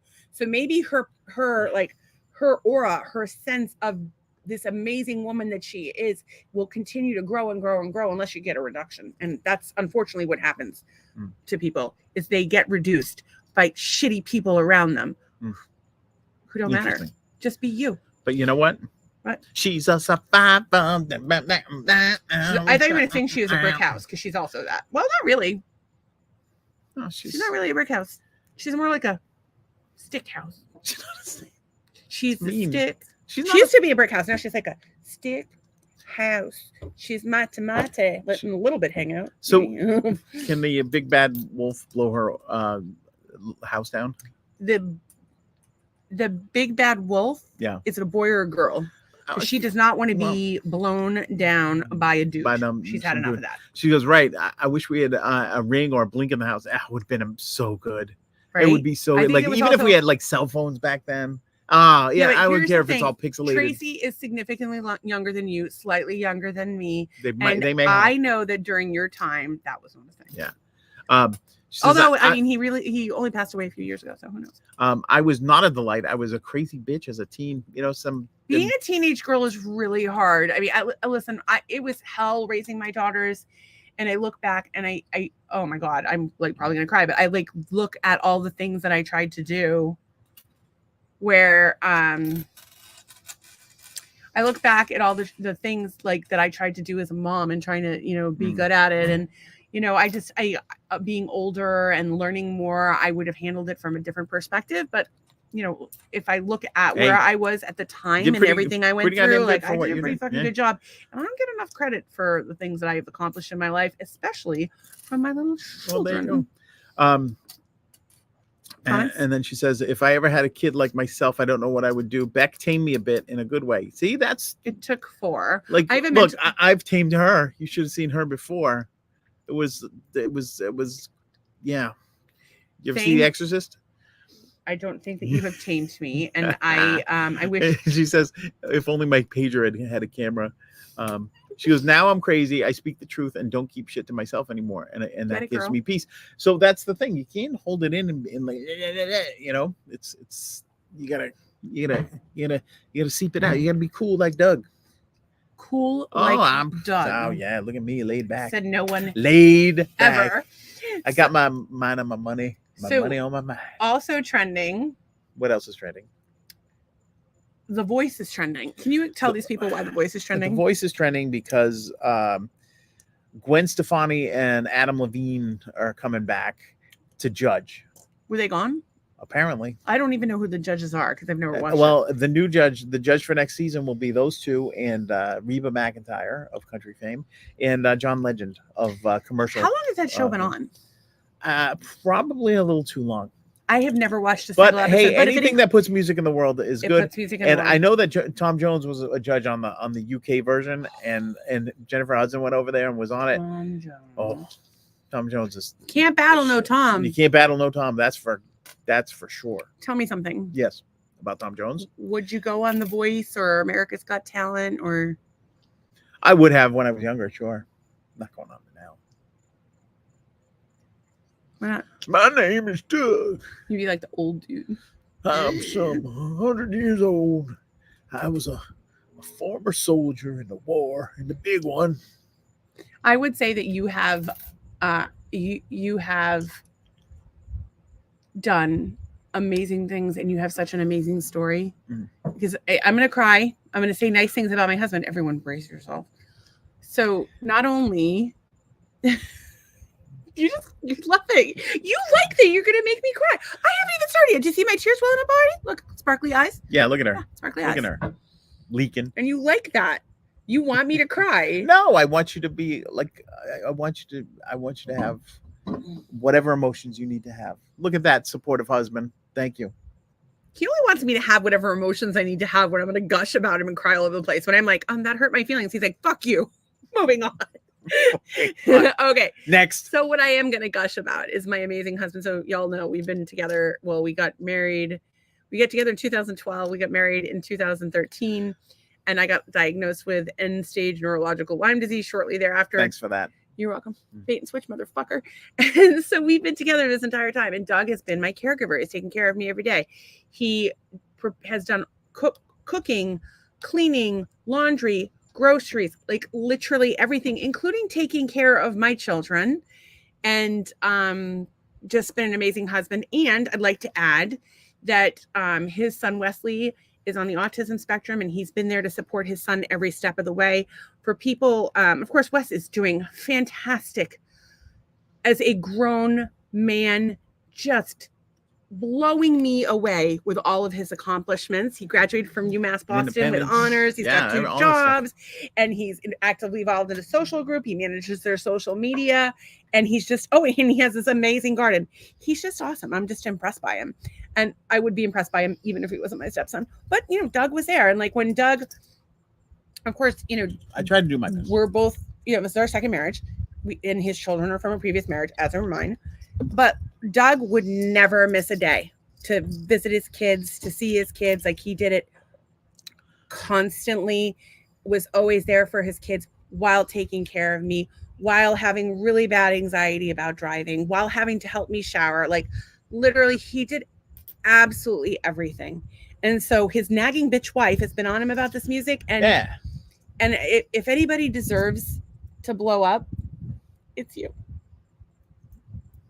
Look at you. Now you're blowing up. I'm just really proud of you. I'm proud of myself, and I am also proud of you and the way you have supported me in these times. Well, I will just say this. There are people watching this podcast right now who are probably betting on how long it takes before I cry every episode. Well, you know what? The other day we got a comment on the podcast is like, who's going to cheat first or something like that. Which one was that? No, somebody commented a thread. They probably cheat on each other. I'm like, you do not know who you're talking. That's why, like, if I joke about like checking somebody out or Doug, it's like, it's the funniest thing. And it's so funny too, because we're having the Impulsive Duo on. They're going to come on and talk about the lifestyle, and we have that's for other people, that's what they like. We have no judgment on you. Do your thing. For us, I don't want to touch anybody else. I don't want to show anybody else my parts. I don't want to have to teach them the cheat code. The idea of anyone even looking at my husband, I keep it well hidden, but I can be a jealous bitch when I want to be. Any comments? We do. Don't whip through them. Let's address them. Tracy likes The Voice in American Idol. Yeah, there's some. Actually, I liked the first few seasons of American Idol. I really kind of got into it because it was new, it was whatever. And there was some good talent on there. I'm not sure if I really agree with the sort of the corporatization of, okay, like we're going to churn out this pop star and all that stuff. It's very manufactured. It's manufactured, but you know what? Sometimes other stuff is manufactured and they make it seem like it's not. And so at least you know what you're getting with that. But if anything, it may have taken some of the opportunity from others, from bands that are real or singers that are really working. Well, because there are people that they'll put on just as a gimmick because it's gonna.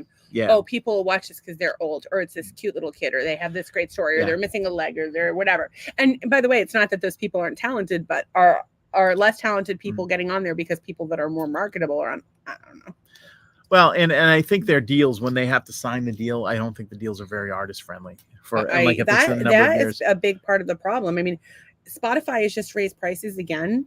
People are very upset about it, and people are going over to Apple Music, which we very well. Yeah, and I think the CEO said, "Well, it doesn't cost anything to put content up." Well, yeah, it does. It costs money to get on a distributor. It costs money to buy instruments. They're raising the price of Spotify if it doesn't cost anything to do content. Right. And then on top of it, the artists make very, very little money. So actually our friend Uriel from the Ranadon Speakers company.com, by the way, we highly recommend these fuckers. Yeah, break it out. Anne has one.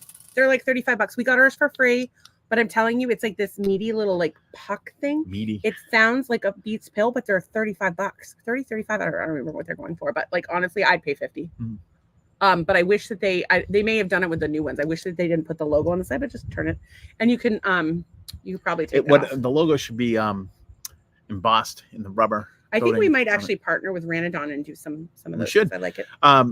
Tracy says there are older people than me that go on these shows. Maybe. Yeah, but that's like they're like, oh, let's leverage the old guy. Yeah, everybody will like the grandpa. Look at him. Grandpa gear. He does. They've had older people than you. You've got talent. It's like boobs. Flaunt it. Oh, I'm gonna go flaunt my boobs. Oh wait. I kind of want Anne to flaunt her boobs a little bit. Oh, sure. Girl, throw on a bustier. Rock that shit out. Who doesn't love boobs? I'm back, but this time it wasn't the kids. It was probably what did Robert do? Or Robert on the phone. Did you have to go poo poo? What? Who are you talking to her? Like I'm just telling you. Can I ask you? Can I ask the audience, the viewing audience? Did you poop today? Give us a like, comment below. Did you poop today? If you pooped today, fuck you. Fuck you, poopers. Good. You shit like 3 times today, didn't you? I don't know. I don't remember. Did you shit? Probably, yeah. More than once? I don't know. Probably. I do things every day. Does it feel like there's a bowling ball lodged in your rectum? No, there really does not feel like there's a bowling ball in my rectum. There are 100 people watching this godforsaken show, though. What is wrong with you? So Tracy says, nope, you have to be apart to cheat on each other. Oh, yeah, that's right. Well, there you go. But like, listen, you did go to the Apple store the other day, so I don't know what the hell happened. We're never apart. So yeah, well, I was in the 30 minutes while I was at the Apple store. That's funny. Did you get up in the middle of the night and have a 3-way with Tom? No, I did not. That's definitely did not do that. Do you know giraffes hum to each other at night to make sure their herd stays together? I think it's just because they can't not hum because they have giant voice boxes that are 12 feet tall. See, here lies the problem with Hookah Bob. Yeah. Hookah Bob dips into the Halloween candy, but comes up with these facts. No, but Hookah Bob is always telling like a little dad joke, just like you're always telling a little dad joke. Yeah. And he's always fucking with me, and I know he's telling the truth. So do I know that giraffes hum or not? I don't know because you might be making something up, Hookah Bob. It could be something about a giraffe hummer. Do giraffes give each other hummers? I know deer blow each other. I've seen deer blow each other. I watched a deer orgy on my lawn one night. Good for you. Randall says, "Yep." I don't know what he's saying. Yep about. He must know. Walker Ann says, waiting for the new one that I can plug in and play. Yeah. A new one? Apparently there's going to be one you can plug it in. You could probably plug that one in too if you needed to. Ann says she does have some good titties. Pixar didn't happen. That's right. And apparently Tracy went to the bathroom twice. Fuck you. Courtney says, no, I'm finally back on my business and was making sales. Oh, money. Get it, girl. And then thanks, little baby Jesus. Great. Very good. Yeah, girl, money. I would like to talk. I would like to talk about how I can support you more. I'd like to talk about what you're doing, what's working, what's not working. That goes for all the creators. Let's help each other. Let's support one another. We had a great chat with Hookah Bob. We helped him find his website. We're gonna get it designed. We're gonna help him out with some shit because we love that motherfucker. I don't know how much you can trust Courtney though. What's that? kind of promised a picture of her flamingo butthole and never came. So, Still court, really? What are we gonna do? Here's What what do we do with you? Can I tell you what's really baffling me? What's So that? there's not like really that many people like TikTok, like nobody really seems to be coming in. Although I think that we might be set up as a subscription model, so I probably need to change that. Subscribe. We are actually we're part of the Who creator. am I talking to? We are having creator. We are creator Envy. network. What do you call it? Envy. Popular Live. We are a rising creator, whatever that means. So oh, look at this. The Heldeman legacy joined. Oh. Shout out to you. That's a legacy. And we are on the subscription leaderboard. So Oh. thank you very much. We're number 1. We might be number 27. And we don't really know don't know. we are. Yeah, But we're definitely I not number will 1. say that we are so grateful for all y'all coming. And we do this every night. Well, not every night. Monday through Friday and Weeknights. holidays. Aloha. Weeknights at 8 Eastern Standard Time. We're live and interactive. Of course, the best places to watch are YouTube and Facebook because we can pull your comment We up can on see screen your face. like such. But like that's, of course, it's cool that we can pull your comments up on screen. But the coolest part is that you become friends with the people that come night after night. Mhm. The master haters. And sometimes they bring you Halloween candy. And sometimes they bring you Halloween candy. But the thing that's really cool, these people all love and accept you for who you are. They're non-judgmental. Yeah, you missing a limb? They're supportive. They're funny. They're just fun. We'll join you. So if you come night after night, you can be a master hater. You'll make friends. They'll plan vacations with you. Like, I'm not even kidding. These people are full on up. And of course, Soledo Linda Reyes, What's up? joined. What is Hey up? girl, what's going on? Yeah. So anyway, the best place to watch is either YouTube or Facebook. You follow us on whatever social you follow us on. We follow back, motherfucker. Let us know. Well, that's not quite nice. What do you mean? Calling people motherfucker. They joined our show, and now I- you're going to call them I motherfucker. only call people motherfuckers that I like. What are you, Samuel L. Jackson? Yes. I'm the white woman version of Samuel L. Jackson with the smelly dreadlocks. I don't have smelly dreadlocks. Tracy says, "I would prefer you more if you were missing a limb." Yeah, No. see, that's kind of cool. We had a guy last night that was missing an eye. Oh, that's right. Yeah. Tom had a fake eye. How we didn't talk about that, I don't know. Because Tom was on a tirade and we couldn't He get a word was, in. he was. But When I can't get a word in, so we can so last night that was a good night. We checked off some bucket lists there with the black guy in the podcast, and we he's had a our guy friend. with a missing arm. And a Missing missing eye, eye? rather. Sorry, not a missing arm, but a missing eye. We got to talk about the Juggalo gathering. That was We pretty did cool. talk about. We had a first-hand account of the Juggalos. That's cool. Down one eye, and so of course they're in the pool after the podcast. It's like, and Stacey didn't even know that he had a prosthetic eye. She's like, "How's your depth perception?" What did you know about his depth perception? It fucks it up. I think that's like one of those things you don't ask. Like, No, it's a like if reasonable you question. do ask a guy with no legs, what's your vertical jump? What's your jumping No, ability? because what you can your depth perception, like one eye does. No, I know it does. Yeah. Like I wanted to know if it was a problem for him. I genuinely care. I care about Tom. He drives me crazy, but I care about him. Hashtag Lauren Hill. Can you please tell that? Oh, apparently she didn't show up to the 30th anniversary of Sister Act 2 to sing a song on The View with Whoopi Goldberg. Apparently she didn't not show up. come. Yeah, and I guess Can I ask- I actually think more highly of Lauren Hill than I did 40 seconds ago.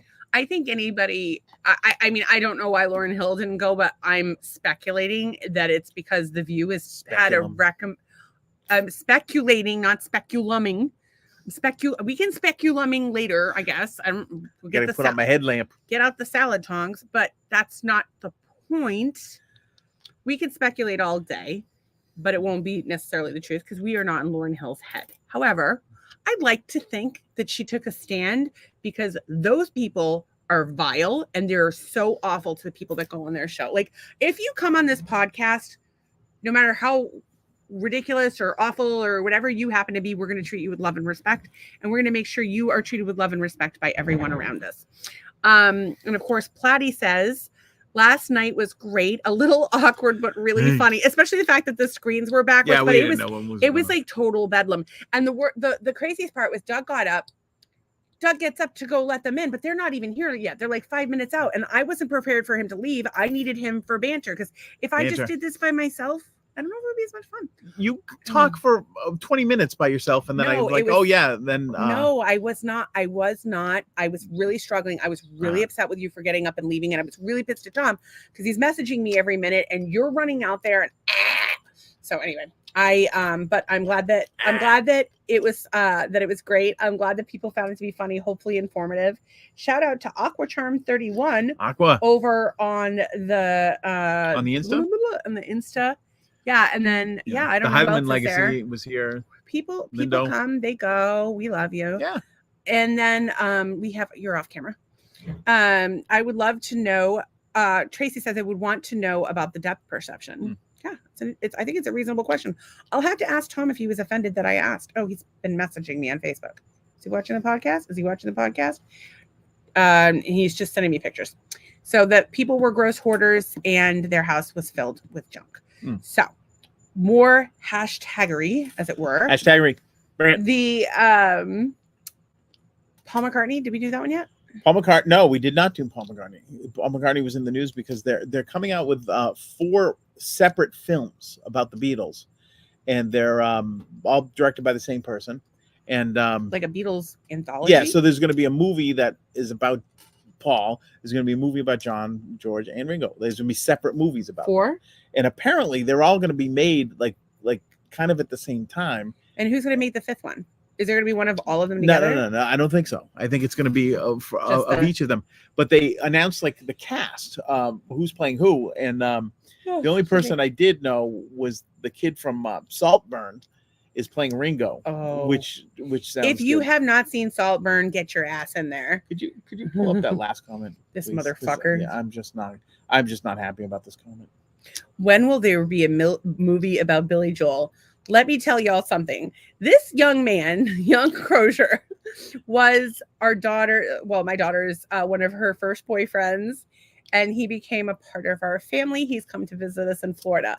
But what Jim probably loves most in the world is watching Doug totally lose his shit. My crap. And so he knows that Doug hates Billy Joel, and he's asking up, when will there be a movie about Billy Joel, just to get under Doug's skin. Jim, I'll bounce you right out of this podcast. But let me just tell you right now. Make your head spin. Let me just tell you right now. Jim's favorite moment of all time was coming to our house just to watch you get upset about the goddamn Patriots. Oh, yeah. Jim was dying. And Rockwood too. Rockwood. Oh my God. Like that as well. They all love to come over, watch Doug get upset about football. Well, the Bills have gotten a little bit better, Jim, so it won't happen as much. Did we get this comment about not showing up for Whoopi? Oh yeah. Ann said she would not show up for Whoopi, and then neither would I. Steven says Billy Joel pissed off. Apparently, there's an online video of Billy Joel like freaking out, like on a rant, like in the middle of I don't know if it's in the middle of a concert or rehearsal or TV show or whatever, but apparently he goes ape shit and it was just throws this temper tantrum. I think I need to see it. I think I've seen it before, but I need to go back and see it. Steven, if you want to send that to us, we'd appreciate it. I will say this. When you're a public figure, people want to tear you down. Well, people want to build you up figure just to tear you down. They want to tear you up just watching? Well, maybe, but what is wrong with you people? There's a warning on the bottom of the screen. There's it says, a warning. This podcast is the argument against the First Amendment. What are you doing here? Not sure what's going on. So, he pushes the piano over. Oh, now I gotta really have. Yeah, but I gotta tell you. But here's the thing: we all have times where we fall apart. We all have times where we haven't been at our best, and hopefully, you've been lucky enough to not have the entire world see it and come for you. It's true. But the reality is, if you think about anytime a celebrity is caught doing something fucked up or stupid, like unless it's like Diddy level or like Epstein Island, like most of us have done something as stupid as most celebrities. Like it just hasn't been on fucking camera. And by the way, build them up to tear them down, because when you can build them up like, oh, look at this person, like you can sell all kinds of stuff, and then while you attack them, you can sell even more magazines and get scandalous stories from their family, which I'm sure someday will happen to us. I do find it unbelievably funny when celebrities lose their crap and go on like some sort of tirade. I don't know why I think it's so funny. Like when Alec Baldwin did it. Oh my God, that one when he's on the phone and he says to his daughter, I'm gonna straighten your ass out. And then there's the very famous one in the 80s of Hal McRae was the manager for the Toronto Blue Jays. and he's like in his office just going absolutely nuts. He throws the phone and throws something else and then tells everybody to put that in their MF pipe and smoke it, which I thought was the ultimate exclamation point on any tirade. So I think all other tirades should be judged against Hal McRae. Well, we might have to bring that up one day. I will say I have gone in many a tirade. Yes. Oh, your tirades are yeah, they're pretty good. Everybody loves a good Stacey tirade. But I'm not like angry when I go on a tirade. It's weird. Like I'm just letting it out. It's like a little Portuguese. That's what Doug calls me in Portuguese. It's like a Portuguese little smokestack. It looks like. So I'll just go on a fucking tirade and then I'm done. I'm usually fine. I make, so my process is think, get upset, tirade, dark humor. Forever. Interesting. Forever. You've been married to me. Doesn't that seem about what it is? Yeah, but sometimes you just like still have people in situations to this day that have happened years and years ago that you will tirade about. Yeah. Well, I just don't understand why people are so fucking stupid. Well, there's that. Jim asks if there's a tirade tier list. Like, is there like a major tirade? The other what night was the last? Was it Thursday? Oh, your was a Hootsuite tirade that you went on? I'm not even fucking done with my Hootsuite tirade. But there was one day last week. I think it was either Wednesday or Thursday last week where it was like a 2-hour podcast of me just going off about everything, just everything. I've just freaking had it. Actually, so we're trying to find. This is podcast related and customer service related. We are trying to find a social media management platform so that we can get better at interacting with y'all and, engaging with your posts and making sure that we don't forget anybody, especially the master haters. Like we want to put you top priority. So we're trying to find a content management platform. And it's been a fucking nightmare. And I thought Hootsuite was like pretty much like the one everybody went with, but getting anybody from Hootsuite on the phone, impossible. Getting a demo, impossible. And I have ADD. Like I need somebody to hold my hand ever so slightly through the process. And I have asked Hootsuite, they have on their website, schedule a demo. You think I requested to schedule a demo. That would indicate like to them 2 weeks ago that you then would like I to never schedule heard a demo. Never heard back. Got an email saying have this free trial so that you can schedule a demo. And I'm like, go fuck yourself. And then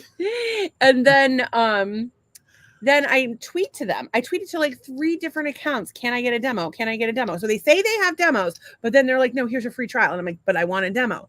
And so then I DM'd them. Free trial is the new demo. Messaged them on the platform on Twitter 90 times and said,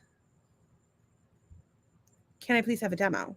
Can I please have a demo? Did you ever get What's your email? Here's my email. What's your email? Here's my email. I'm like, how are y'all selling social media management platforms when you can't manage your own talk social? To somebody. Like you can't even get You're an answer. Because they kept asking me the same question over and over again. I'm like, you can't even manage your own social media. How are you gonna help anybody else? That ain't no good. So we're trying to find a social media management platform. I looked at Meet Edgar today. That's not gonna work. Edgar. I have a really good workflow going with Canva right now. I'm not really sure what I'm going to do. Maybe you table that discussion. I don't know, my but office lingo. if you have any ideas for what support support I should go with, but I will say that it's great to have AI tools that help us do things. Like I used AI to try to find a social media management tool. Yes. That went really well, but it can save you some time. But we're moving into a more computerized world, and that means nothing. I was just that means moving into a more computerized world means that customer service is going to get suckier unless these companies are like, oh, you know what? All of these Americans that just lost their jobs because we replaced them with robots, they need to get rehired. Reps. Yeah. We need to rehire them as customer service reps. That's actually happened in places. Like they had stores that had self-checkout that are like, we're not going to do self-checkout anymore because people are stealing too much. Yeah, we don't work for you, motherfucker. All right, what do you have for comments?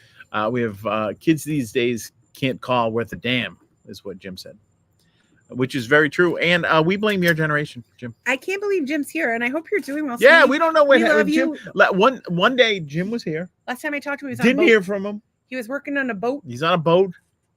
Jim, if you could have been here last night, you might want to watch last night's podcast. That was pretty funny. It was bedlam. It was like a normal Tuesday. I will say this. Jim could work on a cruise ship. You know how they have cruise ships make have money. rock wall climbing? Oh, you teach Maybe rock wall climbing. he could teach. Yeah. Last I knew he was working on some sort of a ship, but he was also, Zach had talked to him. Maybe he'd gotten a job as like a camp counseling lead or something, which is what he wanted. I don't really know, but sweetie, we love you so much. I liked him better when he was a lifeguard and on the swim team. I liked him when he had a mullet. Oh, that mullet was deluxe. And Jim with a mullet. Oh, good times. But, Jim, this is your first time here, which I cannot believe. But the people that come here night after night, we call them master haters. And they've all become friends with one another. Sometimes people come, like Donna, for example. Yeah. Oh, yeah. And, by the way, John's been in the hospital. He's doing okay right now. He seems to be all right. And there's a ton of people, obviously, from the South Shore here, and people from Florida, people from all over the country, Iowa, Idaho. And Jim, Oklahoma, if you're still in the Scituate area, you could go to the restaurant in Cohasset and get $24 bread and butter. That was the funniest thing ever. That was an earlier story. You have to rewind it. I do have a couple of other screen shares that I would like to do. Today we were listening to US Radio 41. And guess what they played? Between the Grateful Dead and the Kinks, they played a little Doug Gear. Nice. I love it. There. Look at that. I love it. We actually listened to it. Come on. They're like, up next is local musician Doug Gear. We're like, yes! Look at that. And then like 2 songs later, they played it. And they played it. And they're playing about 3 times a day. So. You should use that on your Insta. So they actually do a whole local music segment. I believe the afternoon one is at 1:00. It's several times throughout the day. But if you're looking for new music, that's definitely a place that I would recommend checking out. There's a lot of these radio stations, by the way, popping up online. Yeah, and I think they must have changed because they have to pay like some sort of fee to play the music or get some sort of rights to it because. Do they? Somebody got paid for it. Somebody got paid for it. You can't use like your Spotify or whatever. It maybe is something changed. I know that you need the license and you need to pay fees and things like that. Even if you own a record, even if you play. Hang on, if I buy a record, yeah, and I play the record on my podcast, is that legal or illegal? It's airplay. They get paid for it. Somebody gets paid for it because if you're running a radio but at station, some point, we have some ads. stuff. We have some stuff we do now that's like kind of like public content that we use for FMK and that kind of thing. But technically, we're probably supposed to have licensure on the content. Yeah, probably. Yeah, because the way we're using it. But even if you're in a restaurant and they're playing music over the speakers, they're supposed to pay ASCAP for that. Well, a lot of places like when I worked for Bath and Body Works, the Limited had their own like tapes that they had bought, and they would be like on a loop, and we get a new one the next month. Yeah. If I listened to You're So Vain by Carly Simon and Emperor's New Clothes by Sinead O'Connor one more time, I was going to lose my mind. It was just on this constant loop, and I would work. So I was my parents only allowed me to work weekends because they wanted me to focus on school during the week and having life and whatnot. And so I'd work 12 to 18-hour days, depending on the day. Like during Christmas, I'd work as long as I possibly could.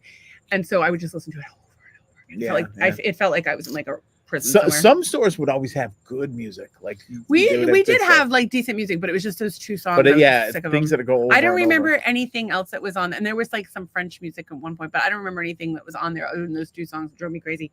I do want to, before you get to your thing, I had hashtagged Apple because Apple's hashtag is trending, and I think it's because more people are moving over to Apple Music. I could be wrong. I don't really know. Is that what it was?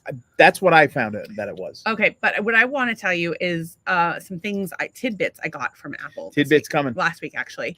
Tidbit number 1 that I got from Apple is Apple is currently working on a foldable phone, which we mean a foldable screen, which we have seen. I guess Samsung came out with one, but they had to recall a bunch. And the guy from Apple, again, I didn't love this guy. If you're going to call somebody at Apple, call David. We love David. He came to the but they watched the podcast last night and this morning. No, they did not. Mm-hmm. That's fantastic. But they didn't catch it live. They caught it on. No, that's hey, people have busy lives. And so I would love to have like an Apple I'll pretend I don't know him and I could have like an Apple Insider. We feed information out. Insider. But the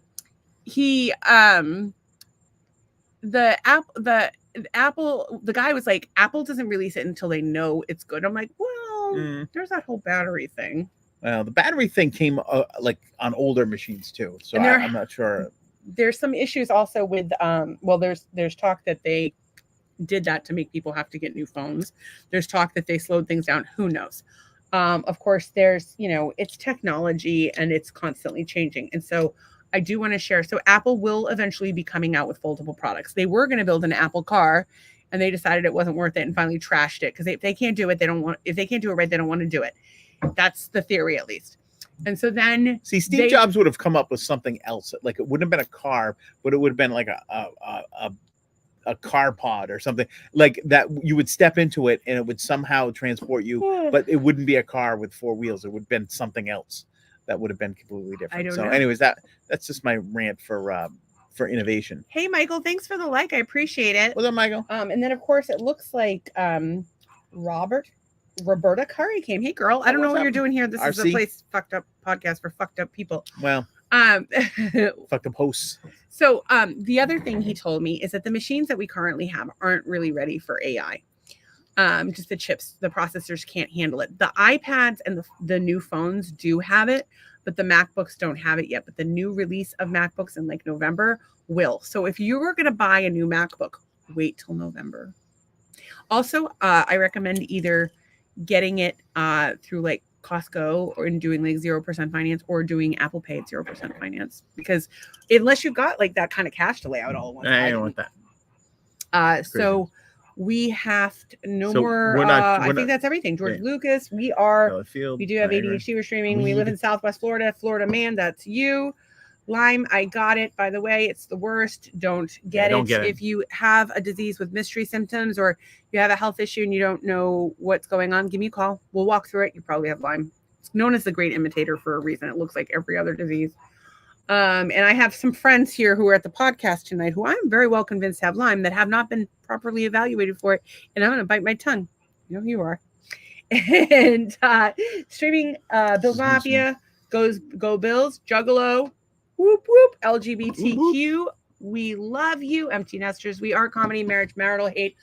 We do not hate each other, and we fucking love you. What do you got? I can't follow that. That was. Whip your dick out. That was the. Nobody wants to see that either. All right, so I do. That's okay. Just got the #1 gifter badge from Randall. Nice.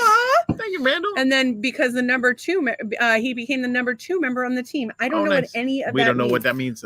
Seriously, we got to do it like a little class or seminar on TikTok. Can you guys call us and give us a class for old people on how to do things, because we don't know. And Ann says the music industry is being exposed as we speak. It talks about the Billboard and how they decide who's going up to the top. It's not the fans, it's the company. Oh, it's money. It's all money. But that's why it's super important to support like small artists. And I look at somebody like a perfect example, Jelly Roll, who owns the rights to his own music and just really, grinded and had a grassroots uprising, which is what I'm hoping is going to happen with you. Is that too lofty? But I believe that's going to happen. Well, I mean, there's a lot of talented people that are able to do music and do pretty well at it. Yeah. Oh gosh, we looked at several talented musicians who were just killing it. So, yeah, I don't even know how to do that. What are you doing over there? No, so I'm watching it as myself over here on the podcast, and I don't know what to do. Oh, I can just tap my screen. Oh my God, I love it. We're kind of figuring it out as we go. She's very excited. She's like a small child. I am. I'm just excited. We're trying to figure it out. Y'all have to teach us things because we're old. What do you have for topics? Because it's getting late. I don't have any topics. I am done with my topics. Yeah, I do have one request that everybody do, and that would be to go to us41radio.com and click request a song. If you're on your phone, new and hot, baby. It's hard to find. It's a little wonky on your phone. It's like way at the bottom, laptop. And there's just like an emoji. Or you can email them at us41onair@gmail.com. But there's also a register to vote. Don't register to vote. Just go down. You request can a song. register to vote. You can do whatever you want. We're not dissuading you from registering to vote, but you should do that. So we have all these. So that's it. So that's pretty exciting for me. Everybody do what you can to support it. We want to be the next Jelly Roll and Bunny, but like I have the tattoos and I'm the chubby one. He's like the super hot one. I'm allergic to face tattoos. Telling everybody. I might just get a face tattoo. You don't fucking know. You can't stop me. I can stop it. I There rule the was house. Susan Dwight 55 was over on Instagram, but they're gone now. So one thing I want to tell you guys, we are on all the socials. We're on Facebook, Instagram, Twitter, TikTok, whatever. And we engage with everybody. We have a great conversation. We play fun games like Marry, Fuck, Kill, and Would You Rather. I don't know. Are you supposed to say that they're fun games? But we do play Marry, Fuck, Kill, Would You Rather. Today we played, game. I don't know if Hookah Bob saw it, but we played Who Wore It Better. Who Wore It Better. Yeah, we got to put that up on the screen. And actually, I really need everybody to let us know what they think about this. Who wore it better? Was it Matt and Hookah Bob or Yukon and Santa? Santa and Yukon Cornelius. Yeah. How funny is that? They have to do that for Halloween. You guys, please. It would make my life. Roxy Road Trip joined. Hey, girl. Oh, yeah. Oh, so all right. So take that off the screen. Tracy says, I'm trying. Matt from US. Yeah, he answered me today. What did he say? Because I keep listening to the radio, see if they're getting a lot of things, whatever. And you're the first person that's actually heard back. What is the one Nicole? Oh yeah, the one live that Nicole did. She made $21. Nice. He says likes and gifts make you money. Well, I'm just gonna. And Tracy says that's great. I'm just opening. I have my TikTok open over here, and on my account, and I'm just going. Mine. So if anybody else wants to do that, So I'm interested in what Matt, because I think it's Matt's station. I'm not sure how it works, but I'm just wondering how inundated he's getting. You could ask him. What I wanted to do is reach out and say, I don't know if you saw this, but we did the live podcast and we had about 30 people. Well, I actually tagged them in the link. Oh, you did. So I made a short form video of it, and I tagged them in the link, and I've been tagging them a lot. I cried like a bitch all the fucking time. What can I tell you? When people are nice, I cry. I kept chatting and asking him to play it, and I sent Stacey the text of what he said. I hope we're not annoying him. Oh no, he actually, you did send me a text. I'm sorry, it's just been a day. I haven't looked at my phone in hours. Like I was on call. She doesn't like to share what you guys talk about. She said, "Thanks, Tracy. We've got a lunchtime feature on right now, but I will be live at 1, and I can play that after. Yeah. I appreciate you checking in, Matt." So he may. Oh, nice. He may be. Oh, I didn't get a reply when I requested it, but maybe it's because he knows who I. Maybe. It's like, Stacey, really? No, but that's good because that's when they did play. They played it like maybe 1:32, so right around. Yeah, they played it right after that. I know Christina has reached out. I know Hookah Bob has reached out. Hookah Bob is Hookah Bob is like at the point where we're going to storm the station, which I think is like some guy's house. Antenna. I think it's really. I wonder if we can get him on the pod. Who? Hookah Bob? No, the US 41 guy. Oh, we should definitely do that. Do you think you want him on? Yeah. I should certainly ask him because he was actually interested. I'm like, look, we're gonna promo the crap out of this, and he's like, yeah, this is how we help each other. You know? So I think we are all going up together. I don't know if he needs our. We have more followers than he does actually. Yeah. So.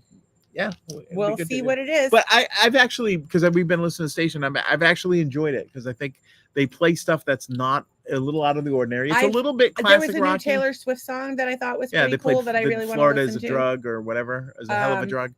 And I want to listen to. I want to read the lyrics of it, but it was definitely a good variety of music. You know, like you're changing the station. There were songs that were not really my bag. Yeah, there's some stuff. But there was a lot of music that I never would have otherwise listened to. So I'll take it. And the problem with me is I listen to the same 8 songs from the 90s over and over again. Yeah, she does. I listen to the same 8 songs from the 90s. I listen to like wedding music, like music that you can sing and dance to. Doug and Muck Sticky. That's pretty much it. And it's funny, every time I like think, I'm like, oh, I should make my own playlist for the car. But you would not like my playlist because you don't know those songs, even though I know them and I can sing every word. You don't know them. But if are they catchy? Are they songs I could learn the words to? Oh yeah. Yeah. I'm gonna pick some fucking obscure shit. Listen, I don't need to hear "Move, Bitch, Get Out the Way." I love that fucking song every day. Nicole says, "Hey, I see you on TikTok." So, hey, girl. Hookah Bob is cool. He accepted my friend request. See, he's on TikTok now. You're both too. Cool. Hookah Bob's on TikTok. He's on Facebook everywhere. Everybody should be friends with each other. Everybody in the world should be friends with each other and supporting each other. And if you're watching this podcast, please like, share, follow, subscribe. Join us on Facebook and YouTube where you can hang out and fold be part up a of the $20 bill in an envelope and mail it. You could do that too. We would genuinely appreciate it in ways that you cannot possibly understand. But so Randall is going to go on tomorrow on TikTok and get us 10,000 likes.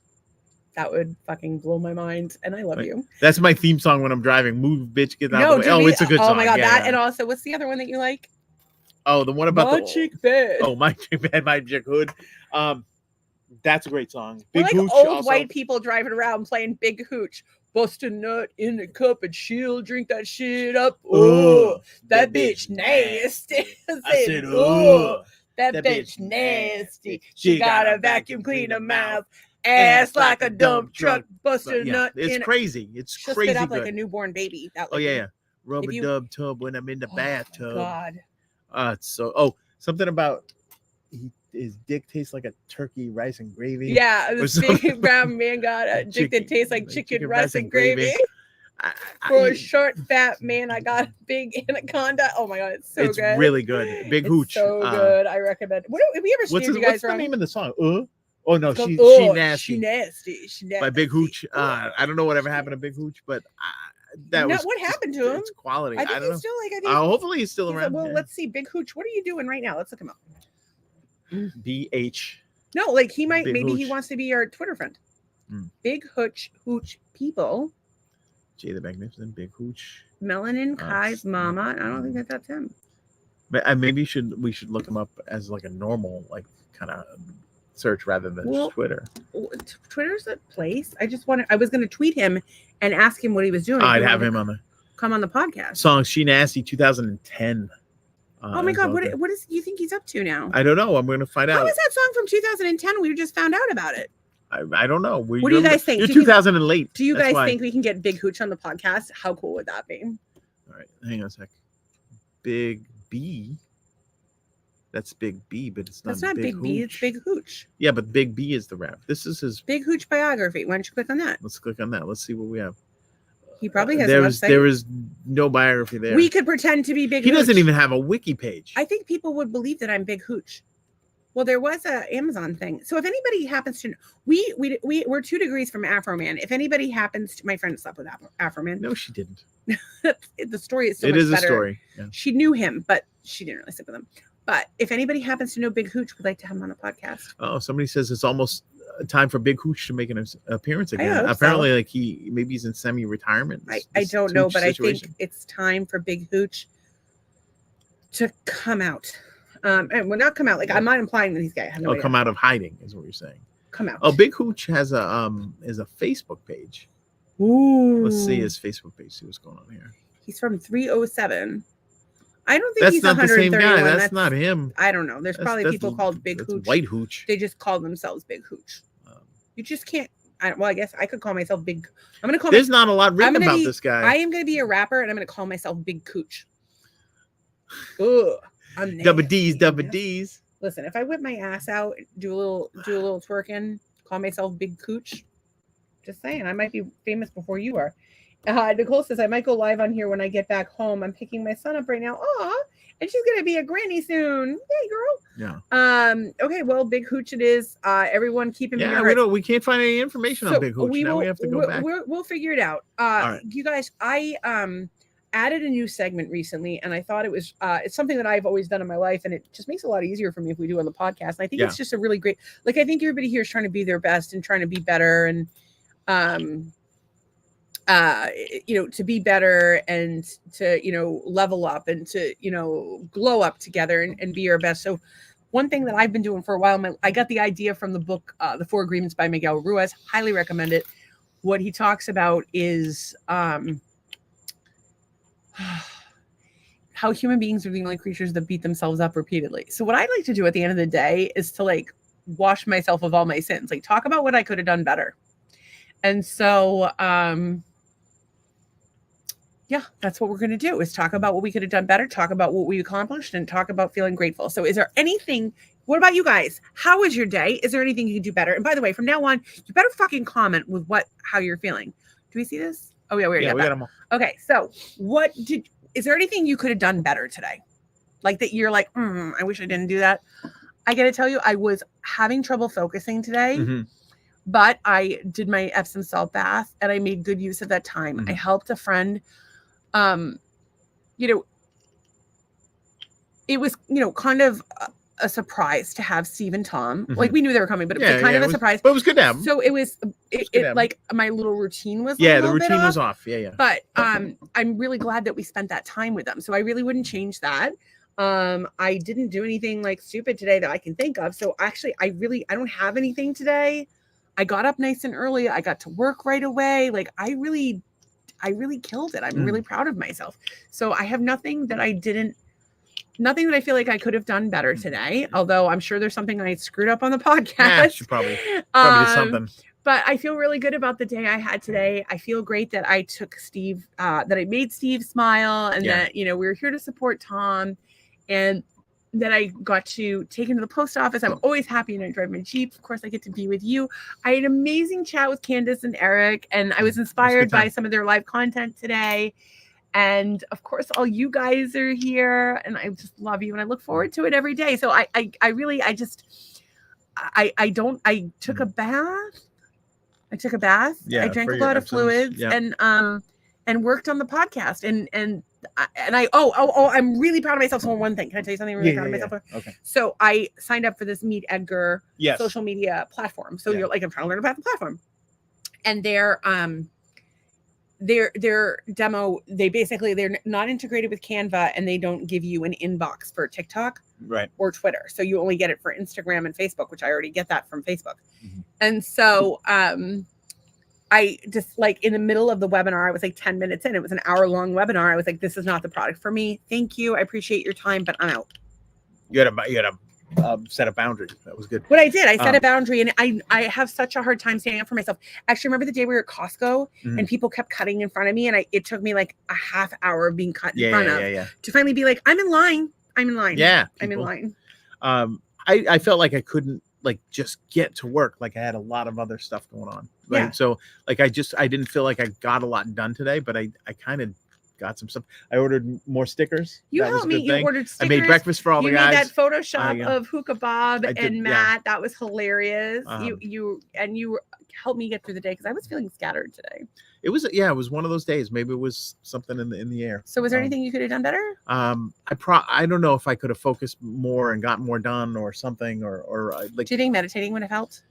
No, I just felt like I just didn't get a chance to sit down and do what I needed to do. I felt like I was always up and down and looking for this and I was just kind of going all over the place. But tomorrow we'll get back to our routine. Yeah, one of the things that is bugging me is that I'm kind of behind, right? I have to do like stuff around the house that needs to be done, and I didn't get to do that today either. So I feel like super behind, and I feel like I didn't get enough done today. So I have two things to say to that. The first one is you're perfectly imperfect just the way you are. I don't think that you can beat yourself up for not getting enough done today because there just wasn't enough hours in the day. What we're going to do, tell Tom and Steve to fuck off while you like scrub floors? Yeah. Like, no. Bitch asses. I think you did a great job. I think that your focus being off is just a symptom of the chaos that we've had recently. And the fact that we have been out of our meditation routine. And I texted Doug today, and I hope he saw it. Did you see it? That I wanted to wake up in the morning next to my naked husband and meditate. I'm going to do a little fucky before we go about our day. And you've been doing the sauna. I had been, yeah. You haven't. But you're out of the routine. So we've really got to get back into our routine. The more stressed out you are, the less effective you are. The more you feel like you don't have time to meditate, the more you do need to meditate. So we're trying to get refocused. We're going to have to go to the beach on Friday. We're going to the beach on Friday, no matter what we have to do. So because tomorrow we have Dre coming on. He's bringing his lovely wife. I don't know if she's going to come on the pod or not, but he's bringing us baked goods. Nice. Yeah. Tracy says I could have helped by vacuuming the house today, but she didn't. And she could have done better with some negative thoughts. Well, but listen to you. That's progress. Do you know right there. how many people can never look at themselves and ever admit that they did anything wrong? And like you're recognizing that you have some negative thoughts. And so you can reframe those negative thoughts in your brain. And actually, it's so funny because Doug was having a rough time one day and I wrote with like this bad eyeliner on the window and you can't even see it. But we need to put our affirmations on the bathroom mirror. Maybe we could make that like a little group project that we do. We're getting better with all that stuff. Randall says he got you 4,100 likes. How? And by the way, thank you. But don't give me, if you give me roses, it takes you money. Like, I mean, I want you to give me money, but like if you need it, don't give it to me. Go get other people to the likes do it. Cost it. Yeah, get rich people to do it. So as far as gratitude, I was just so thank happy. You so much. I'm happy for all these guys and all the support and all this. We gotta do it. And support for the song and just coming here night after night. Super grateful for being able to help Tom and Steve on their wayward travels today. That was just a lot of fun to have them around, and just super thankful for you being able to put you in a position to do your work that's thankful. I was thankful my son got to go to the on his little Boston Harbor walk. That oh my God, I'm thankful that I got the boys' flights booked. By the way, mark your calendars, July 1st through 6th. The boys are here, and guess what? Wes's birthday during that time. We're probably going to go to the Red, White, and Boom and see some fireworks here. Yeah, I'm a little worried about that. I mean, you guys are definitely going. Whether I can go or not, I don't know. I think what you do is you park somewhere and they shuttle bus you down. So think about that. Probably bring chairs too. So I get that. I hear everything that you're saying, but you park somewhere and you have to walk somewhere else, even if there's a shuttle. Like I have trouble. I haven't even been able to walk through Costco lately. Well, we're gonna find a way to do it. We're gonna drag you in the wagon. I'm not getting dragged. I'm putting you in the wagon. Okay, seriously, like I'm about to cry just thinking about the fact that I can't do something that I want to do. We're gonna see if there's a handicap thing or something. We're gonna find a way for you to go. But also, if it's too much for me, I need it to be okay. It's always okay that you can't go, but it's I just want to I'm sharing this just so you guys can see it, because I don't know if you know people with chronic illnesses or what it's like, but it's really hard. So I know you want me to go. Yes. But I want to go even more than you want me to go. Yeah. But between the fact that if I don't feel good or if I can't do it, it's going to give me anxiety. It's going to make me feel worse. I'm going to feel bad for days. I'm going to feel so stressed out and have a panic attack and ruin everyone else's time. Like, that's not what I want. I can't even walk through Costco right now. So on the 4th of July at the most crowded time in Cape Coral, Red, White, and Boom, I'm going to walk somewhere. I don't think so. You guys go, and maybe I will by some miracle be feeling better, or we'll find a solution, but it's not a chance I can take. Well, no, I hear you. I just have this level of wishful thinking that let's talk about how many times I miss my kids' plays or their concerts or things I just couldn't do because of my illness. Like I miss weddings. Like I miss lots of things that I really want to do because of my stupid disease. Well, people don't know that you're that sick. But we're gonna go. Like there's things that like the Muck Sticky show that we went to that was like the highlight of my life. Like I almost didn't make it there. Like I wanted to just curl in a ball and die, but I made it. And so sometimes I can push myself and sometimes I can't. And hopefully in July, I've got it in me and I pulled it together and I feel great and I can do it. But I'm very nervous about it. Tracy, this is my favorite part right here. Tracy is thankful for you both. I'm thankful for your music getting noticed. I'm thankful for homemade spaghetti dinner. I want spaghetti so bad. You don't even want to know. I want like a homemade meat. So I might have to make that. I know you don't like it, but I might have to make it. Okay. I'm thankful for all the networking here. I'm thankful for Beck, and I'm thankful for tomorrow being Thursday and the weekend is almost here because mentally and physically I need to disconnect. And maybe Tracy, do a little meditation. Trace. Yeah. What all right, money making idea. Donna needs to meditate. I got a money making idea for Tracy. Lesbian meditation. What's a lesbian meditation? I don't know, but it could be like you could unlock something there. Can I tell you, I wish there's all these like meditations like talking about like releasing your chakras. Yeah. Like why isn't there one where they're like, okay, spread eagle with your arms? Well, that is wide. A chakra. Like I feel like snow angels might be good for like letting out the tension in your chakras. Yeah, I could see that. And then you could, I don't know. Oh, that's what everybody's gonna get, like this, like sort of sandbox that they go and do snow angels, like almost like a Zen garden, yeah. But nobody wants to be Sandy. Tracy says, "I hate stupid chronic illness and chronic pain. It sucks so bad. Doctors really need to listen to their patients." Unfortunately, it's an epidemic. It's funny because and we're way over on time, but one of the things that was trending this week was 2 things I have to fucking tell you before my head fucking explodes. What? So there are 2 things. Awake now. There are 2 things this week. So they're calling it a health crisis because they're seeing an uptick in some preventable diseases. And the preventable diseases they are saying are on the rise because people are questioning pharmaceutical policies.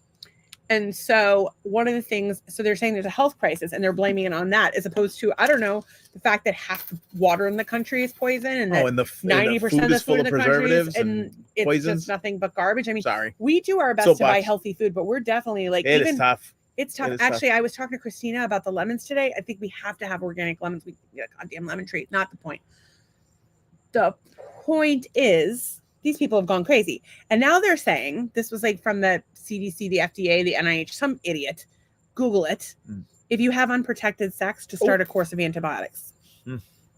Yeah, because that's not going to build an antibiotic resistance or anything, or destroy your gut and your natural gut flora, which is your immune system. If you want to take something because you're having high risk sex and you're don't have high risk sex. Well, that's one. But if you are, and you feel like, oh, well, maybe they have a point here, I should take antibiotics. Take Monolaurin, motherfuckers. It's a natural antibiotic, antiviral, and antifungal made from coconuts with the same active ingredient as breast milk. People, I have told you a million times to get it. Some of you have listened. The ones that have listened are like, oh, this is the greatest thing ever. And I'm like, I know, I have been telling you. Speaking of breast milk, some of you haven't got it yet. We have Bong Barbie and Munchie Maniacs here. Hey, girl. Hello, everyone. Bong Barbie and Munchie Maniacs. Welcome, BB and MM. I feel like you've come to the right place, but at the wrong time. Yeah, I think last night was probably the night. Well, no, not that. It's that it's 10:10. We gotta shut down. We gotta sleep. So, and Tracy says, I have a hard time with meditation. I'm not sure why, but I have a hard time picturing things when I close my eyes. It's like watching a blank TV You don't have to. Like, there's so many different forms of meditation, and there's different guided meditations. There's so many different ways to do it. And I think, like, the people have this idea that they're not doing right or they can't meditate. It's just a matter of calming your thoughts down. So you think that I don't like have my brain go in 9 million directions while I'm meditating? Of course I do. Yeah. But what I do is I say, oh, I'm meditating. It's tough. I'll get to that later. It's not easy. I'm in the same boat. Some people even keep a piece of paper. So they have something they're thinking about. They just write it and then they go back. Yeah. A lot of but you can just do breath work. Do Wim Hof breath work. Do or just take 10 deep breaths. Oh, yeah, 10 will do it. Because you have to, like, I've done it so many times where I got to about 7 and then lost count, and then I had to start over again. So that actually then you works. Need to do it again. And so I'm right with you, but I always focus on the music, and for me being a musician, I can kind of like that the sounds or the frequencies or something really help me kind of. Yeah, you can use frequency. I call it like flatten out a little bit. Well, and some people can do like a singing bowl or like some sort of like there's all kinds of things that you can do meditative. As a matter of fact, one of the things that people have talked about is being the equivalent of taking a Prozac. Mm-hmm. Were the adult coloring books that were so popular for a while. And of course I know that they've like gone out of trend, but I blame the pharmaceutical industry. They were selling less Xanax. Have those coloring books. They can't have them anymore, but I do recommend coloring for but I think this proves my point of my money making idea that we need to develop meditation for lesbians. I think there's something there. Yeah, it's called motorboating. Come on over, girl. I got you.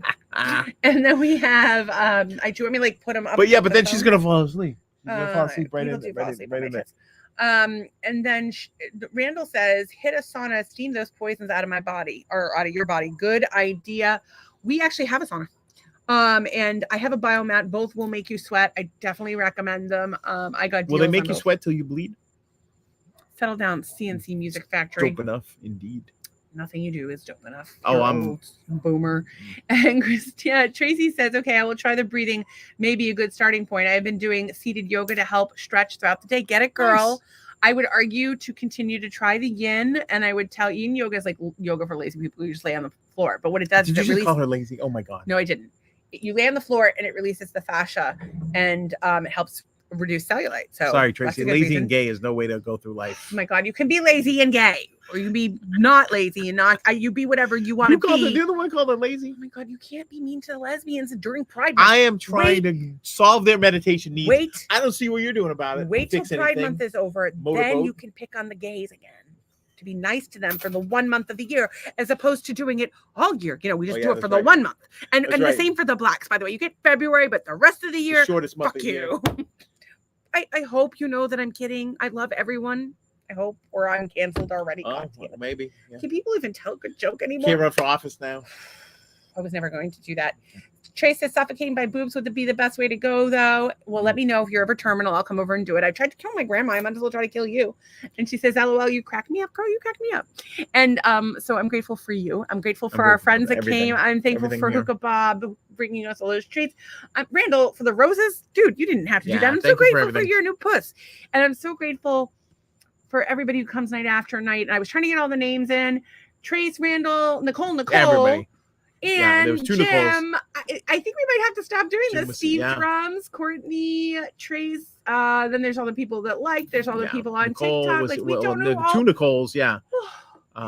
Elv Campanog Vandalis, whatever that is. We don't know what that is. Just whatever you are, whoever you are, we love you and we appreciate you. Did we And say we- Courtney and Platty? And Courtney We and get it, we Platty. get I those don't think guys. we even got to Hookah, all of them. Hookah We Bob, just, yeah, we I don't just can't. I don't And even then, remember their yeah, names. did I don't you- even remember my name. It's a long day. Yeah, that's a mouthful right there. What is that? LV Camp. I already said that one. I'm trying to pronounce John Jacob Okay. Jingleheimer Schmidt. it. LV Kagabagapaga Runras. I'm sorry. Kagampang. Sorry, please teach us. Okay, yeah. Uh-oh. That's It good. looks like we went dead on Looks like we did. the Yeah, Twitter that's- talk. Yeah, Low-key that's how Cloudy was much there podcast you get in an evening. till our batteries run Yeah, dead. 2 hours, 15 minutes. Visit- Let's do an hour, but let's do a half hour. Let's do an hour. Let's do an hour and a half. Oh, let's do 2 hours. I love you. I love you. Do you get tired after the podcast? I was 'Cause actually it's like just thinking about jumping in the pool, but I have podcast work to do. Yeah. Should I jump in the pool? No. Will it help ratings if I jump in the pool? No, because we're signing off. We're signing out now. We're signing off. This is a waste This of time. podcast is a waste of precious time. We are signing out. We And- love you guys. And as usual for Pride Month, We're playing we're the going Pride out remix. with the intro. If you wait till the end. All right, see you tomorrow, guys. Appreciate it.